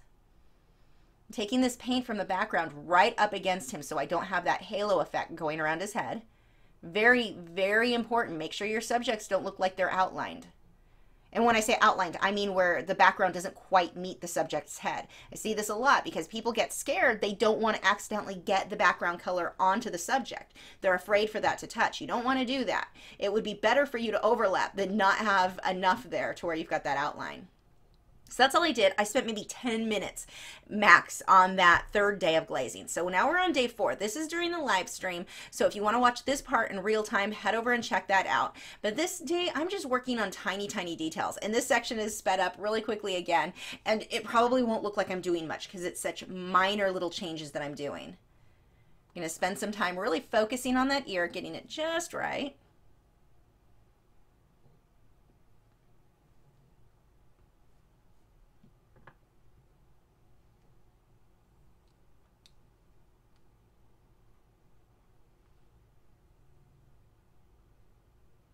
And this really, the majority of what I'm doing on this night is the last of what I'm doing. I'll do a little bit more on the last night, but this is most of what I need to do to finish stuff up. Most of the glazing and such. I'll do a tiny bit of glazing on the next night, and then a tiny bit more with the detailing, but not a whole lot.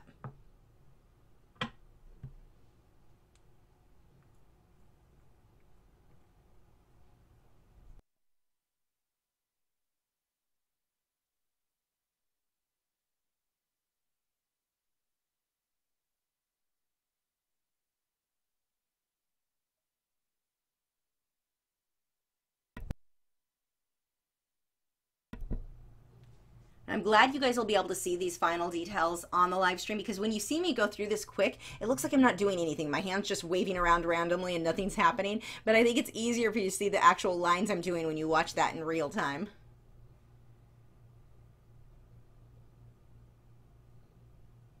Few more highlights there, and then the same thing with that mop brush. I was just kind of tapping that on there to smudge things out, but not really wiping it side to side like I normally would with a mop brush.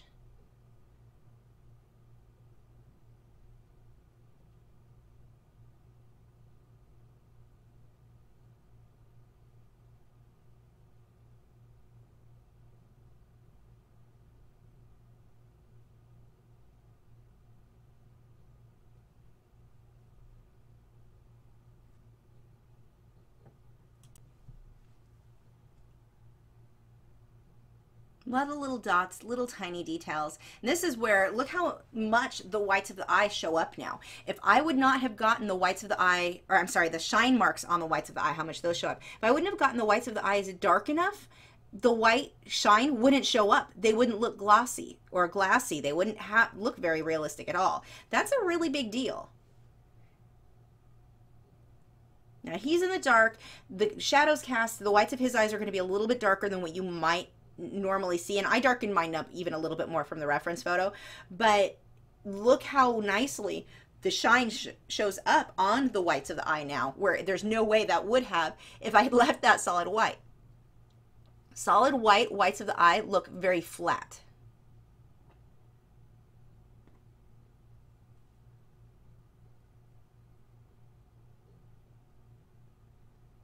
And after the live stream, I worked on this a little bit more, so that's what you're seeing here. Like I was saying, it doesn't look like I'm doing much with the brush. This all adds up though. I'm taking a lot of the flesh tint that is by Winsor and Newton. It's kind of a peachy, weird color. It doesn't look like anybody's skin tone, but on its own. But mixed in here with these browns, with the highlights, it basically gives me a highlight that's not quite white paint. It just lightens up over the browns that I'm currently using. It worked really well.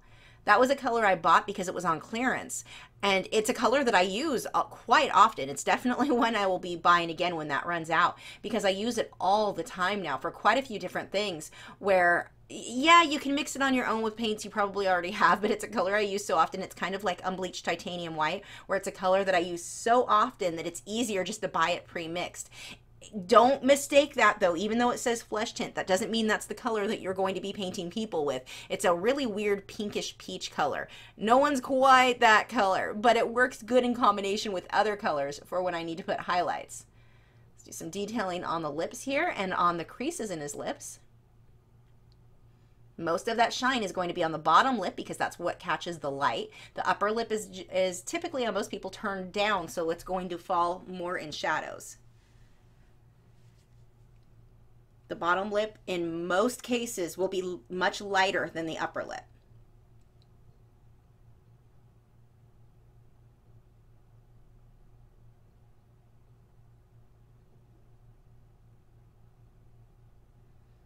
Now these bits here, this is not just gray hair showing through.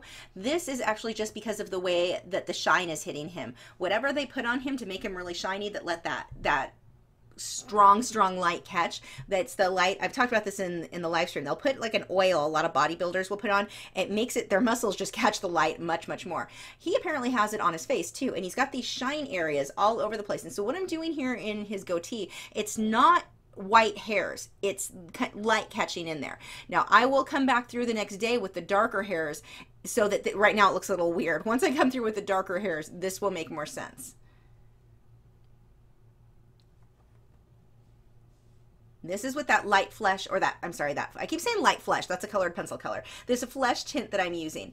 It, again, not a natural color, but it does lighten things up without being super white like I'm using here. Here I wanted the white, but some areas where I just want to lighten up a little bit, that's going to be a good color to go with. And that I use on most skin tones. I mean, it's a really good color.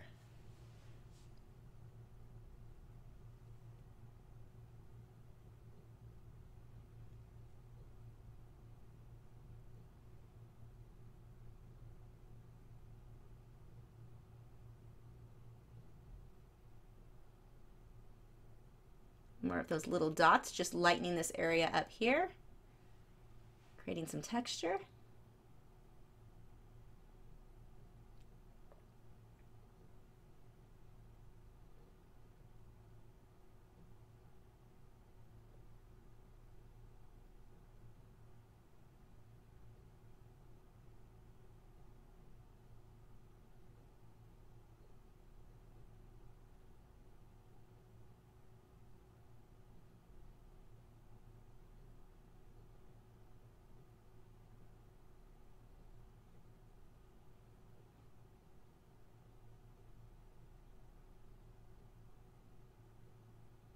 It's so funny because when I first started painting and drawing, I never had an interest in drawing people. I always liked animals more than people. And so that was never something I really got into. But I have to say, over the years, the more I've painted and drawn people, there's a certain sense of accomplishment when you look at something and it's like, wow, that, I don't know, it's just very satisfying when you do paint and draw people, especially like in this case, if you've got a really good reference photo, there is definitely something very satisfying. So even if you're somebody who typically prefers to paint wildlife like I always have, try painting some people on occasion, because there is just something about capturing all of the different planes in the face and the eyes and the expression.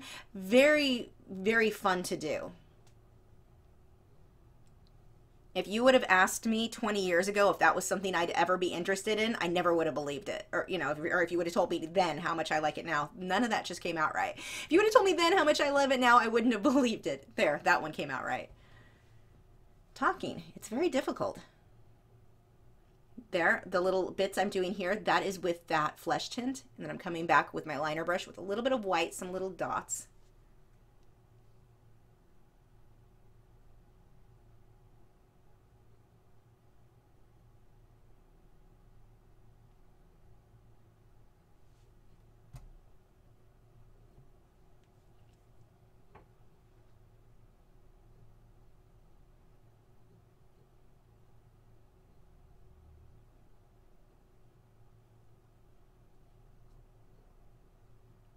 Now we are on the very last day of details.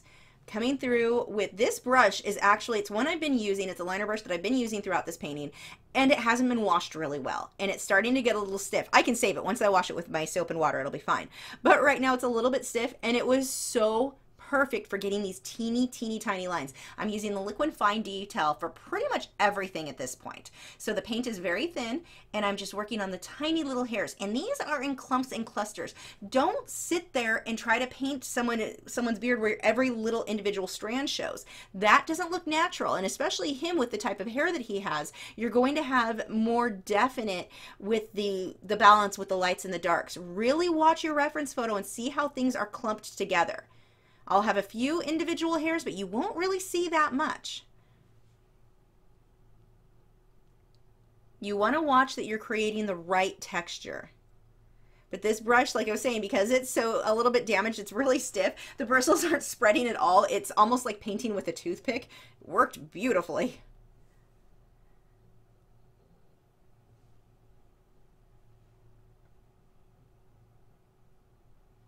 Little brush strokes. This is in real time, so you can really see how I'm moving that brush at this point for these little areas. And here I am using the Weber's Permalba black. This is a very deep black. And I know a lot of people will tell you, don't ever use black in your paintings. I love it. I absolutely love the results I get with black. But you want to be careful that you're not just putting straight, flat black everywhere.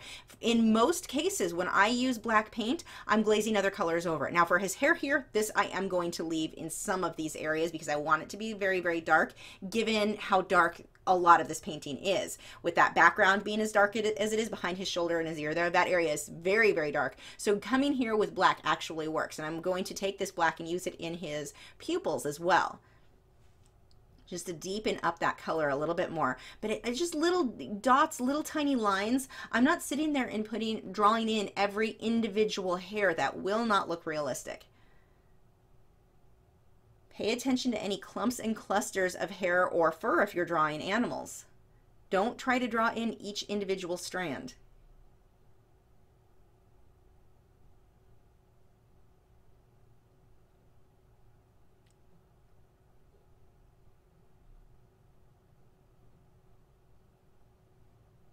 When I get to the shorter hairs, those are going to be more dotted.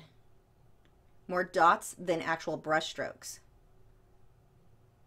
I had a question from somebody the other day, wanted to know, it may have been on the live stream, but they wanted to know, how do you draw the short hairs? If you've got hair like on an animal that is facing the viewer, and this would be the same with a person if they've got short hair. If that hair is facing the viewer, dots. You're just going to dot it in. Don't try to make a line because now that hair looks sideways. If you want it aimed to where you're just seeing the tip of the hair, it's a dot. That's really all it is, and that's what you're seeing me do a lot of, especially on the stubble. Just little dots.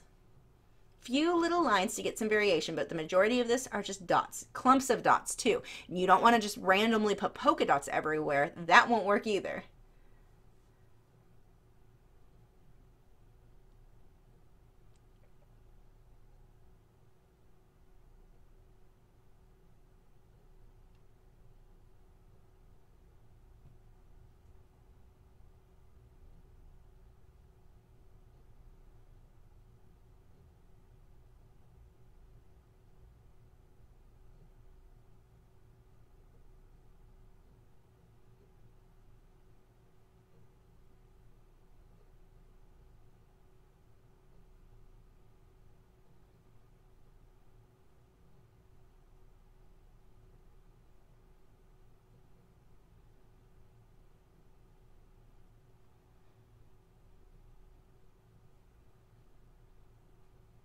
Here I realize the hair on the upper side or above his lip, I don't know, would you call it a mustache if it's a full goatee? I don't know.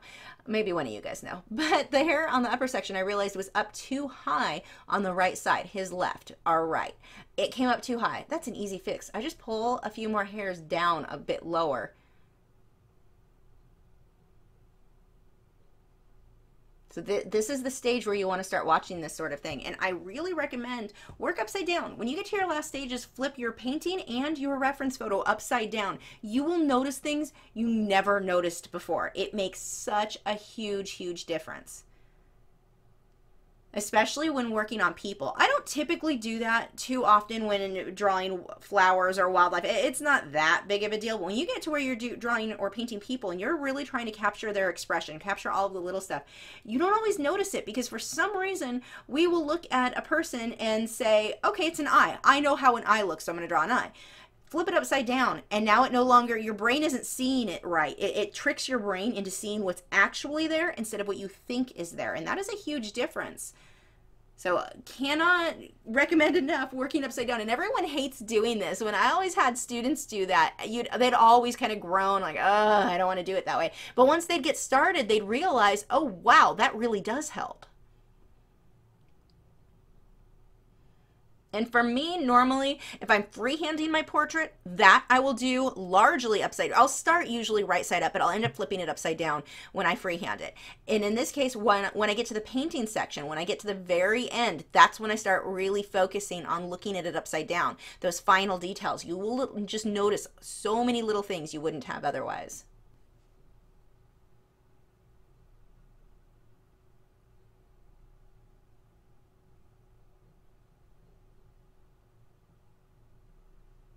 Something like this, I think, is really good practice in working on your values and getting yourself over the fear of having high contrast. We all know that is a problem for a lot of people. They are afraid to, it is scary. Getting high contrast, your light's super light, your dark super dark, it's scary. It seems like you're doing too much. But in fact, more often than not, most people don't do that enough, and you end up with everything in the mid-range. Mid-range is very boring to look at. Your drawing can be absolutely perfect, totally accurate, and it's not very interesting or impressive to the viewer if the contrast isn't there. There was a lady I used to know who drew a lot of pet portraits, and she was phenomenal. Her drawing skills were amazing, her detail beautiful, everything was great, everything was mid-range, safe, and very boring. And so it didn't get the attention that she otherwise could have. I mean, she was very talented, but she was completely just kind of blind to the fact that there was no contrast in her work. So her work looked very weird, very muted, almost like it was taken with an odd filter.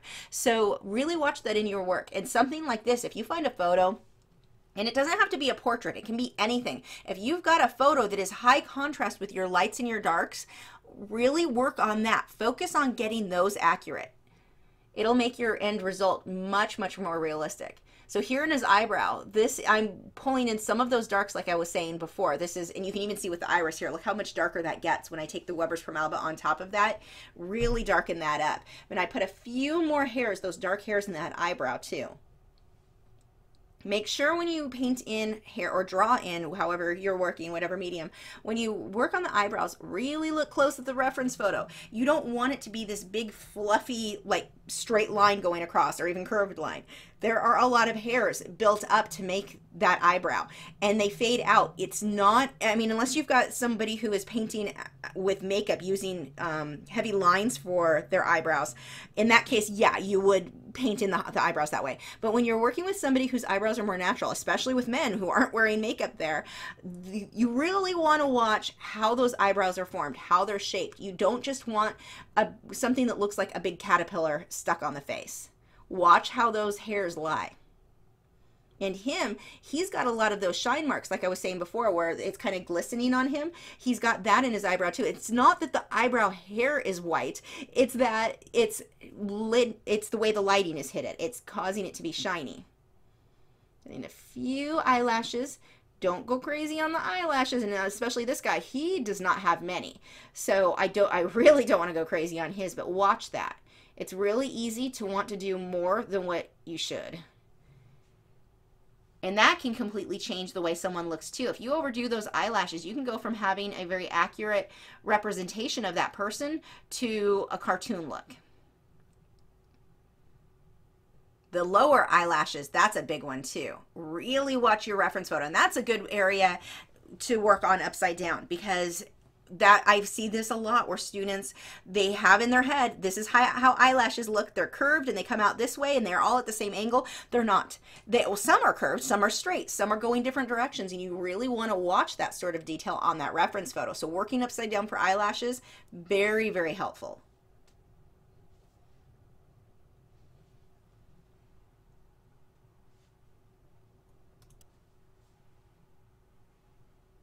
Make sure, especially when you get to the end of your piece, back away. Stop looking at it for a while. If you sat in front of your work, no matter what you're working on, even if you're not at the end, if you sat in front of your work for hours on end, if you're anything like me, because I can sit in front of that easel for 5 hours and not realize how much time went by. If you sit there for too long, you sometimes lose sight of things. Things will look right when they're nowhere near right. Sometimes you need to step away from it, give your eyes a break, and then come back to it with fresh eyes. That will help you to notice things you hadn't previously noticed. You can also take a photo of your work with your cell phone and put it side by side with the reference photo. Use a photo app, make a collage of your reference photo and yours. When you put them in a small scale like that on a phone, oh, you will notice so many things that you hadn't noticed before. You'll probably end up with days more of work because you notice so many things you want to adjust. But that makes such a difference.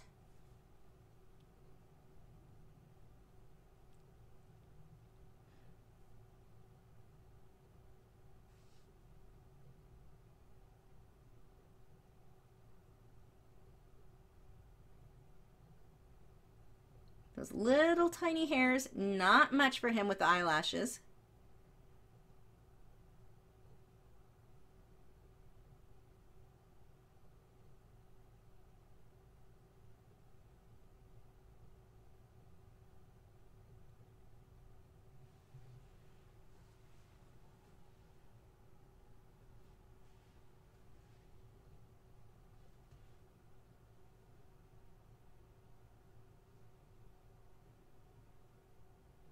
You see me use Q-tips a lot when oil painting. And if I need to soften something down, wipe something off. With acrylic, I really never use Q-tips with acrylics, except if I have to fix something and add water and wipe stuff off. Occasionally you'll see me use it for that. But for the most part, when you see me use Q-tips, it's with oil paint. It is so handy for just smudging something a little bit, wiping an area off that you didn't want. With acrylics, I'll usually just use my fingers for stuff. But here with oils, again, some of these are toxic, so I don't want those all over my hands. You want to get used to, when you paint with oils, keeping your hands very clean. I've had students who felt more comfortable just working with like latex gloves or something, non-latex, latex-free gloves, whatever, kind of rubber glove type thing. That is an option. I personally don't like to work that way, but I do have to make sure I'm paying attention to keeping my hands clean. One of there's two big ways that I see people with oil paint end up with paint all over their hands. One is they'll put their brush on their palette and that paintbrush will roll around and end up all over the paint and they don't realize it. They pick it up and now they've got paint all over their hands. It ends up even more all over that brush and then all over their other brushes, and everything ends up covered in paint. Be clean with that. Keep your paper towel near, and if your paintbrush falls over and touches some other paint on the handle, wipe that off right away. You don't want that all over the place. And that makes a mess, not just in the potential issue with the paint having some of it being toxic. You don't want to have fingerprints all over your canvas when you do, if you do touch an area that's dry. You don't want to get wet paint all over where you didn't intend it. So make sure, I mean, there are many reasons to keep your hands and your work clean as you go. The other way that I often see people make a mess and end up with paint on their hands is when they're not paying attention to what area of the canvas is wet, and they'll try to rest their hand on the canvas to steady the hand. Don't do that. You can get a maul stick, really any stick. I mean, you can use an old broomstick if you want. Lean that up against the canvas so that it's touching the top of the canvas, and you can use that. Steady your hand on the stick so your hand never rests against the canvas itself. If you need to steady your hand, you can do that. For me, typically my hand is far enough back on the brush that it's not a big deal, but those maul sticks, if you look those up, that can really work. And again, any stick, anything that you can kind of lean against the top of the canvas. I don't like something that touches the inside of the canvas. I've seen where people will do kind of a rubbery type tip or a soft tip so that that leans against the canvas. I don't like to push on the canvas itself, but I will put a stick or lean something where it leans against the top edge of the canvas. In this case, it would be the stretcher bars, or against my easel, something like that that you can rest your hand against to steady your hand. I should make a separate video on how to do that. But do something like that. You don't want to put your hand up against wet paint. And I see this a lot when people go from either working in pencil or colored pencil, something like that, where you typically will rest your hand on the paper, or artists who have been working in acrylics and they didn't worry about it because that paint dries so quickly. They could rest their hand and never worried about it. But you want to get used to, when you work on oil paints, really get used to keeping your hands clean. That's something to just be aware of and watch as you go. And you will get to the point, like with me, it is rare that I get paint on my hands. Very, very rare. So, and that isn't because I'm an especially like careful person. I'm actually very clumsy, but with paint, it's something that I'm so aware of that it's just not a problem. I'm just always watching for accidentally getting paint all over my brush or all over my hand and cleaning that off right away. When I first started oil painting, I was so used to working in acrylics, I'd have paint all over my hands, no big deal. And I had a Himalayan at the time, a cream point, so she was mostly white. She ran into my room and I had paint all over my hands. I grabbed her by her body to toss her out so that she didn't get into the paint, and she ended up with 2 blue handprints on her side. I mean, I had paint everywhere. That is not what you want to do with oil paints. Luckily, the paint I was using was non-toxic at the time, but that is something to just be aware of. Just work on keeping your hands and your materials clean while you work in oils.